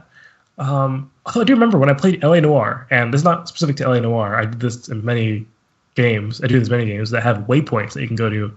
I will opt to travel instead myself, and I will not use the waypoint. I think it's because the waypoints typically are like badly done. Because imagine you're watching a movie, right? And your character is walking from class to class or whatever, right? Mm-hmm. And when they get out of the building, a loading screen appears. And it's like, oh, and you're just waiting. And then they kind of appear at the new class, standing still, awaiting your input. It's a little bit jarring, a little bit immersion breaking. Literally the opposite of what we're trying to do here, right? So there are some games like GTA where when you just for example, when you change characters or because there are three playable characters. You change characters. The character will start in some action. They'll start on a bench and they'll get up. So it kind of makes sense that they're kind of stationary or whatever, right? It's not like they're middle of the sidewalk, just standing there. When you get to them, they'll be doing various things. So that kind of makes sense. But yeah, the loading aspect, not great. It's hard to fix. So yeah, there's that aspect as well. But what about creating interesting things while walking? Well, I think it's like it might be hard. Well, I think games kind of drop the ball on this, and don't even attempt to do it. They just hope that the journey is interesting enough. The walking, the running, I guess, the driving, whatever it is. But I don't know. Like, what do you do in a game like? I don't know. Let's say a game like. See, a lot of games like a game like a Ubisoft game, like Far Cry or Ghost Recon. Like, the driving is not fun in those games. It feels bad, so they already lost on that. So, what do you do there? Yeah, not all kinds of games would be able to pull it off, but maybe like a story game or some sort, story-driven game. I don't know. Like Watch Dogs is story-driven, right? But like, it still is not that interesting to drive around, Yeah. The Ubisoft physics, especially. So, yeah, I don't know. It would be cool to see games that. So there are games that will preload sections, but it's a tricky thing to do technologically speaking, because you don't want the game to start freezing up while you're doing that. Because what's happening, right, is you're potentially using 100% of your hard drive or solid state drive's capacity and loading in the new area. And there might be things that you need to load in on the fly, like now, that are important, like certain effects and stuff like that that aren't cached or something like that, right? They need to be able to load them in very soon. And if you can't load them in, the game might freeze, or whatever you're trying to do might, not show up in time, whatever it is, right? Like some text might take a long time to load, whatever it is, right? So it's a little bit tricky. You can rate limit, loading of files, but it really depends on. Well, actually, can you? You can rate limit downloads and uploads, I'm wondering, presumably at the lowest level, at a low level coding perspective, you could do that. It just sounds incredibly advanced and annoying. So I understand why that's not a thing that people do, especially using a pre-existing engine that you do not have full control of, where you don't necessarily have control over the implementation of the download or of the loading features and whatnot. So yeah, it's kind of a tricky problem. So yeah. I thought the first reply was entertaining, though. I said, I'm pretty much the opposite, and I wish I could run/dash/wave dash/back dash cancel in real life so I could just get to place quicker. See, I feel that too, right? It's like, I don't like, okay. The mundane travel of everyday life, I think, gives you time to, slow down. Yeah, so that's kind of a good part of that. But sometimes I do wish I could wave dash to my next destination. That would be so convenient. Yeah. This next one's for me, so it says, which games surprised you with respect to team size or development time? And the description is mostly about scope and like managing scope. But there's a part where they reference a GDC talk that I don't know if you've seen, Brian Upton's 30 Things I Hate About Your Game pitch. And it talks about scope and stuff, apparently. So there you go. Yes, there was a time where I used to binge watch those GDC talks, like every day. It was like I gotta see I gotta watch some GDC talk. If you don't know, GDC is the Game Developers Conference, and I'm pretty sure it's coming up very soon. So hopefully more talks to come out. Although they take a long time to release them, which is kind of annoying. And they don't release them all because it's a paid event, so you only get certain free talks that you can see. You can pay for the GDC Vault, which lets you see more talks. But anyways, and I actually have watched that. But the issue is I don't remember what comes from what video. Like, it's so long ago they call it all melt into my collective knowledge of things, So I don't remember what I got from that video specifically. But I did watch that. I do remember that. But yeah, games that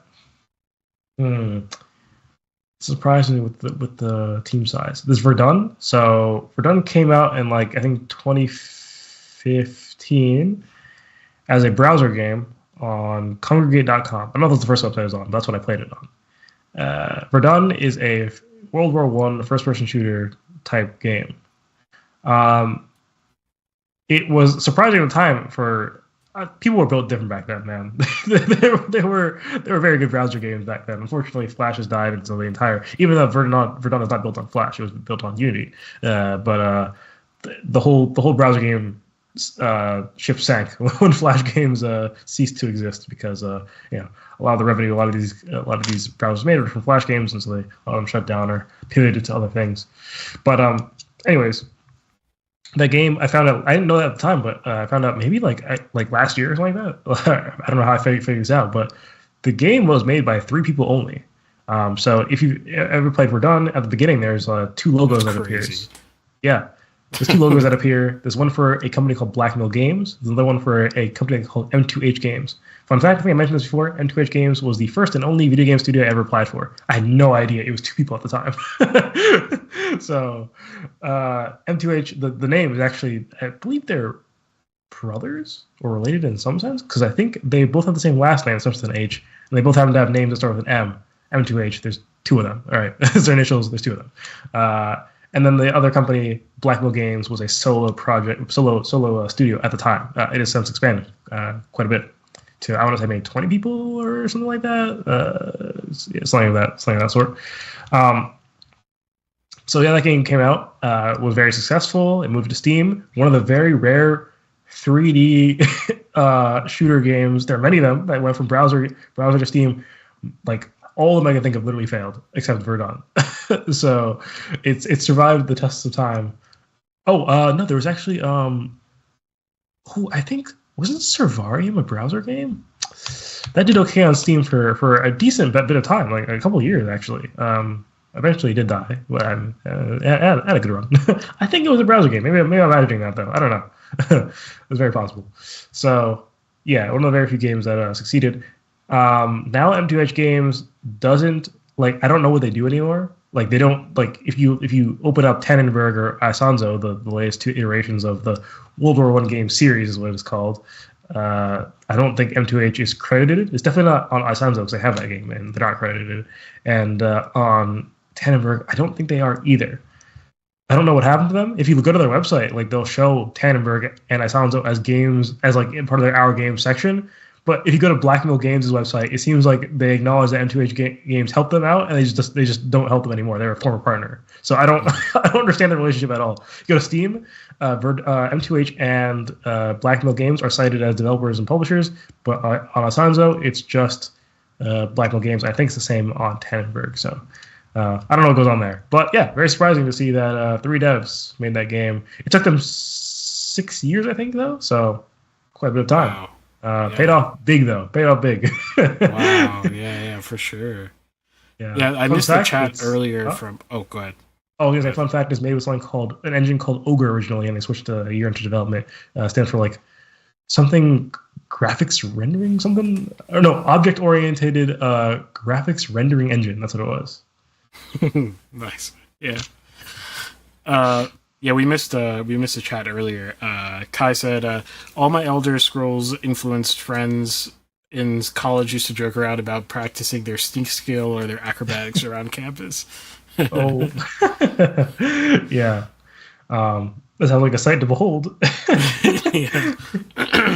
And then he also says, yeah, browser games live in itch.io game jams now. Yeah, I haven't really given itch.io its fair shake. I haven't really explored the platform that much and seen what it has to offer. Yomi Hustle came off of itch.io, and I guess that went to Steam, so that was pretty good. That was very successful. But yeah, I don't know. It feels like you remember Strike Force Heroes? Oh man, that was a classic. Strike Force Heroes. No way you don't remember that. You have to look that up. You definitely remember that. Or Raze 1 and Raze 2. Oh, I remember that. Side-scrolling FPS. Oh, wow, FPSs, yeah. but... That's hilarious. Wow, a bunch of memories just flood into my head.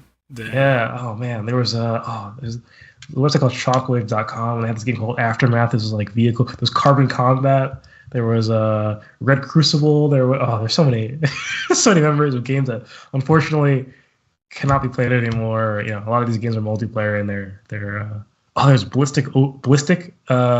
Ballistic was a really good, promising FPS. Went to Steam, died immediately. They renamed it Ballistic Overkill, and then promptly ceased to exist. So, very, very sad. But I wish I had a time machine. Be able to go back and try to... I mean, part of me thinks, man, these games probably weren't as good as I remember them. Like, Red Crucible looks a lot worse than I remember it looking. And I think even at the time, I kind of acknowledged that Red Crucible wasn't really a good game. It was very, I don't know... Candy-esque of man, this shouldn't really be that fun. It's just very sugary. So, there's a game. What it was called? There was Super Monday Night Combat. I think that actually went to Steam and was successful for a bit, and had a really big cult following. And then, but it was a big cult following. It wasn't a big cult. It was a cult following that wasn't big, I suppose, because it eventually died, unfortunately. And that was I played a few rounds, I feel and then it promptly died immediately afterwards. So that was that was fun. But yeah, that was a whole era. I was just kind of sad that I don't know. I feel like I enjoyed. Did I enjoy gaming a lot more at that time? No, I think I appreciated gaming a lot less. But I think I really enjoyed the variety of quality or questionably quality free browser games, easily accessible browser games. So, yeah, That was a long rant. That didn't really have anything to do with the original question, but yeah. Yes. All right, so this last one's from Ben, if you want to explain. Yeah, this is almost more of a news item because, at least it seems like news. So it's a question about QA, and I assume it's quality assurance and unionization. So I'm just going to read it. It says, happy for the QA folks that started a union. However, it seems like it's an odd thing. And so I was thinking about this. Regarding QA, it's widely known that outsourcing your QA to remote QA vendors is an effective process. Just do a quick Google search and you'll see. My question is, why isn't anybody scared of this backfiring? As a small studio owner who has a game coming up, I was already planning on using a remote QA outsourced company for our game. I feel people should at least be slightly afraid that these companies don't say, fine, join your union. However, we are using an overseas company to do that now. Good luck. Or am I missing some crucial part of this puzzle?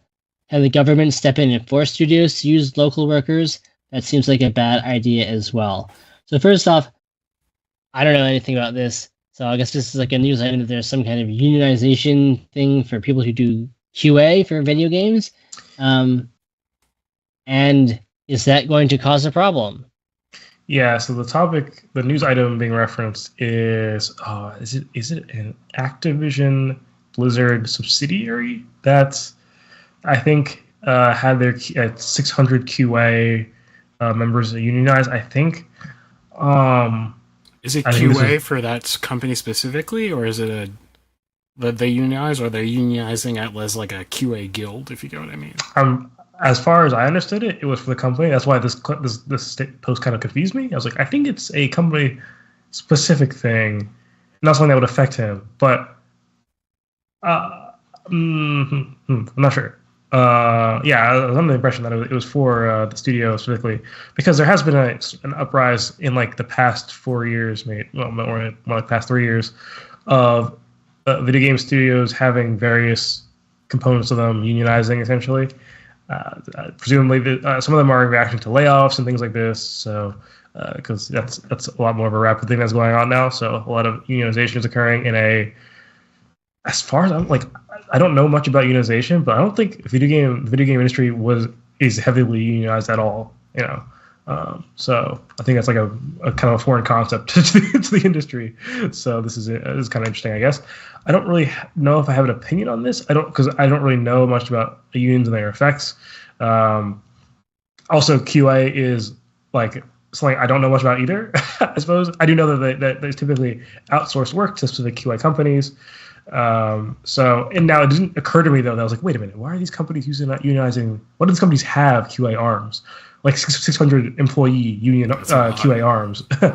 So that's kind of crazy. It is Activision Blizzard though, so it could be like an Activision Blizzard entire like a QA arm for their entire all their subsidiaries and whatever. I mean that's the case. I'm not really sure. I don't think this is something that will make him afraid, because so he says, I feel people should be slightly afraid that these companies don't say, fine, join your union. However, we are using overseas company to do that now. Good luck. I mean, it depends, right? Like, if presumably the benefit of having your own QA arm is that you have direct control over your QA arm, and it could potentially be cheaper if you're sharing it amongst various subsidiaries, and you can do potentially efficient things. Maybe you can develop your own QA techniques that you find are useful, and you can integrate that into your whole development pipeline, right? So you're like, it's like one like large assembly line instead of like an assembly line here and then another factory got to bring your product to, and then you have to bring it back. That sort of analogy for outsourcing it or whatever. These are large companies that are doing this. It's not like small companies. So presumably they have some advantages because they're large companies that would lend to doing this. With that being said, I think video game companies are very stupid oftentimes and throw money at nothing. So maybe it's also just dumb. I don't know. I can't really put anything past these people. But I don't think this should concern the small developer as far as like QAing your own game goes. Maybe you can be more concerned about the general impact of the game industry and the culture and whatever and things like this, because it affects what kind of games might be released, the quality of them and all that good stuff, the amount of them. But otherwise, I think it should be fine. Yeah, there are a couple of chats. Kai says, corollary, I'm really curious who these indies are who are small but not have your friends beta testing for a beer small. 909 Crime says, QA workers in games traditionally get paid very low and treated very poorly. Karis agrees and says, see my plan to pay friends in burger/beer. Yeah. Yeah. That's also another question. Yeah, it's like an indie film going like, I'm really worried about SAG-AFTRA contracts. It's like, you're not hiring SAG-AFTRA people. Like, what are you talking about? Well, as a small studio owner, it small is very, I could definitely range from like, it's just him to like, it's like 20 people, like you could say Black Mill Games is a small studio, but they also own World War One game series. I would understand them outsourcing QA stuff, for sure.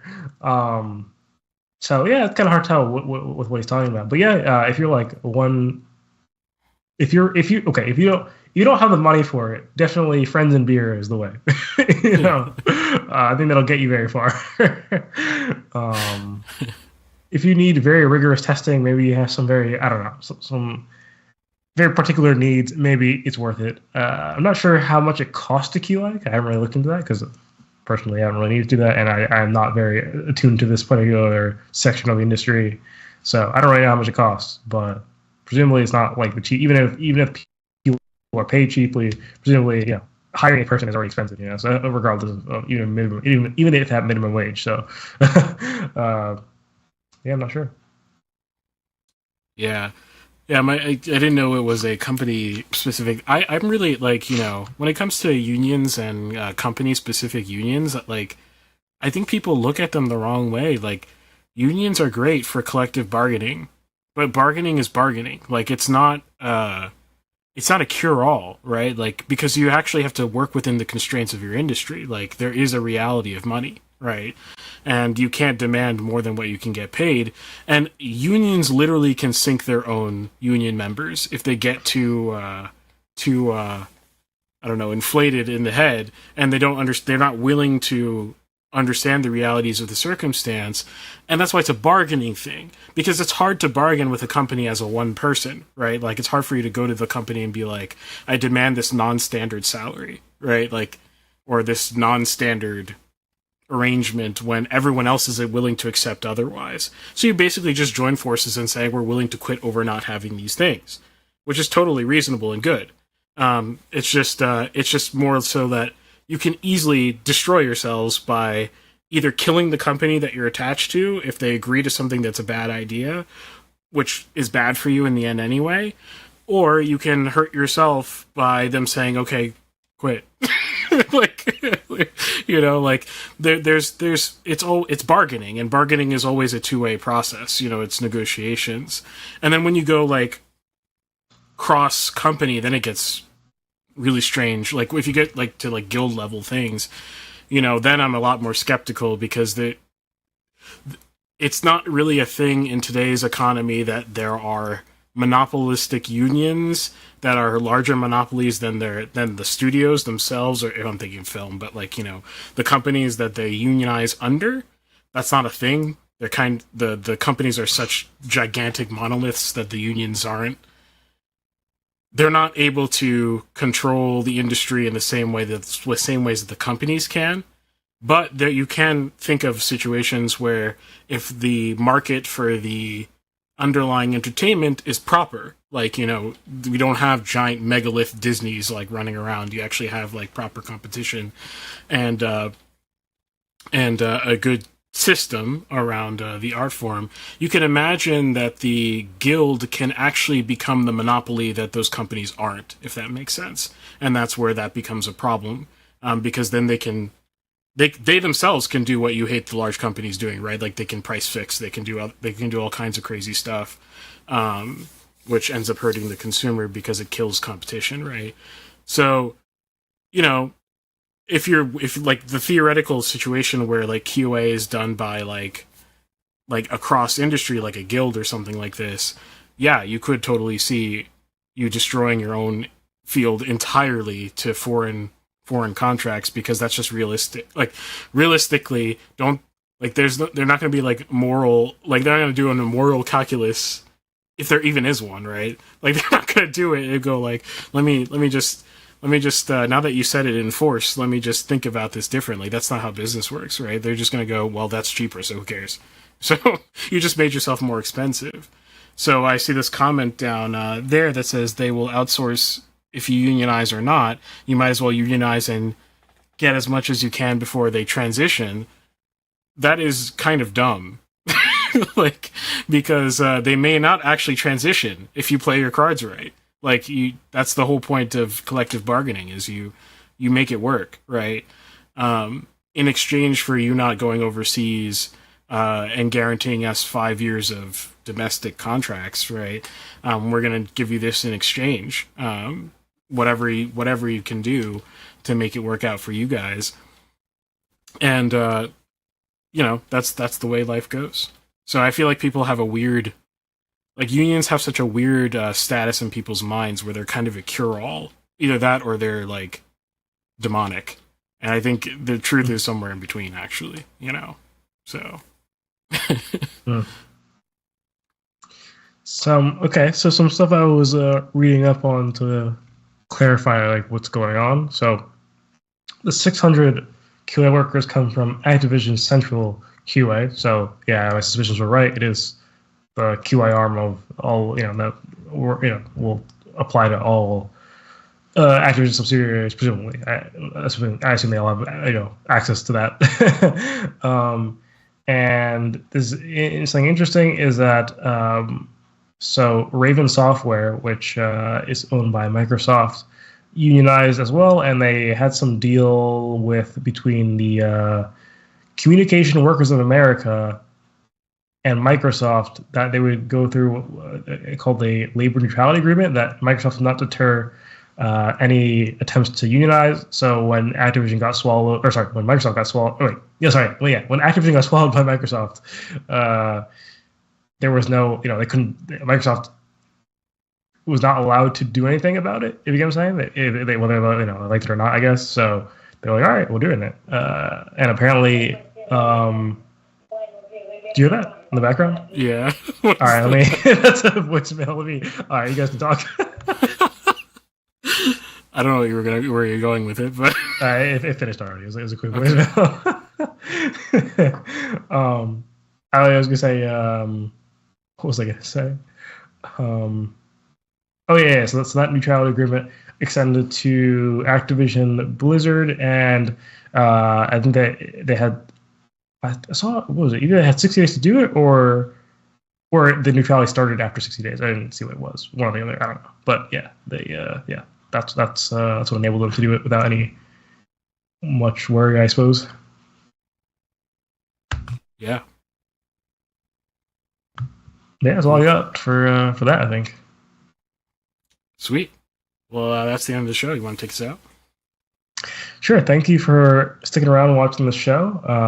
Once again, thank you to our local supporters, Kairos, 99 Crime, Post, Alex Egbert, and that's it, right? Yes.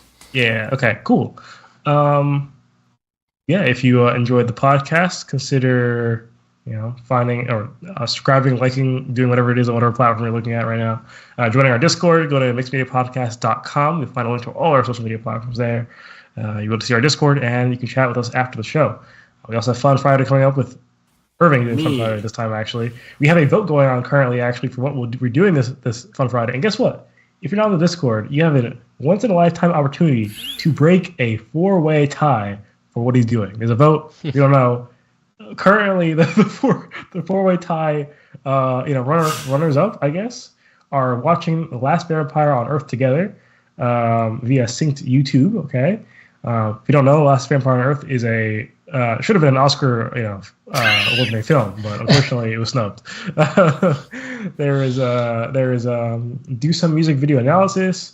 I voted for that one personally. There is play some film-related Sporkle. And game together / show and tell. Example: City Skylines 1/2, Planet Coaster, and the Finals Tourney. So, yeah, you could make a historic tiebreak right there. So, that's all I got. So, consider supporting us at mixedmedia.locals.com as well if you enjoy the show. So, with that, thanks for watching. Yep, thanks for watching. Thanks for watching and listening. Yep.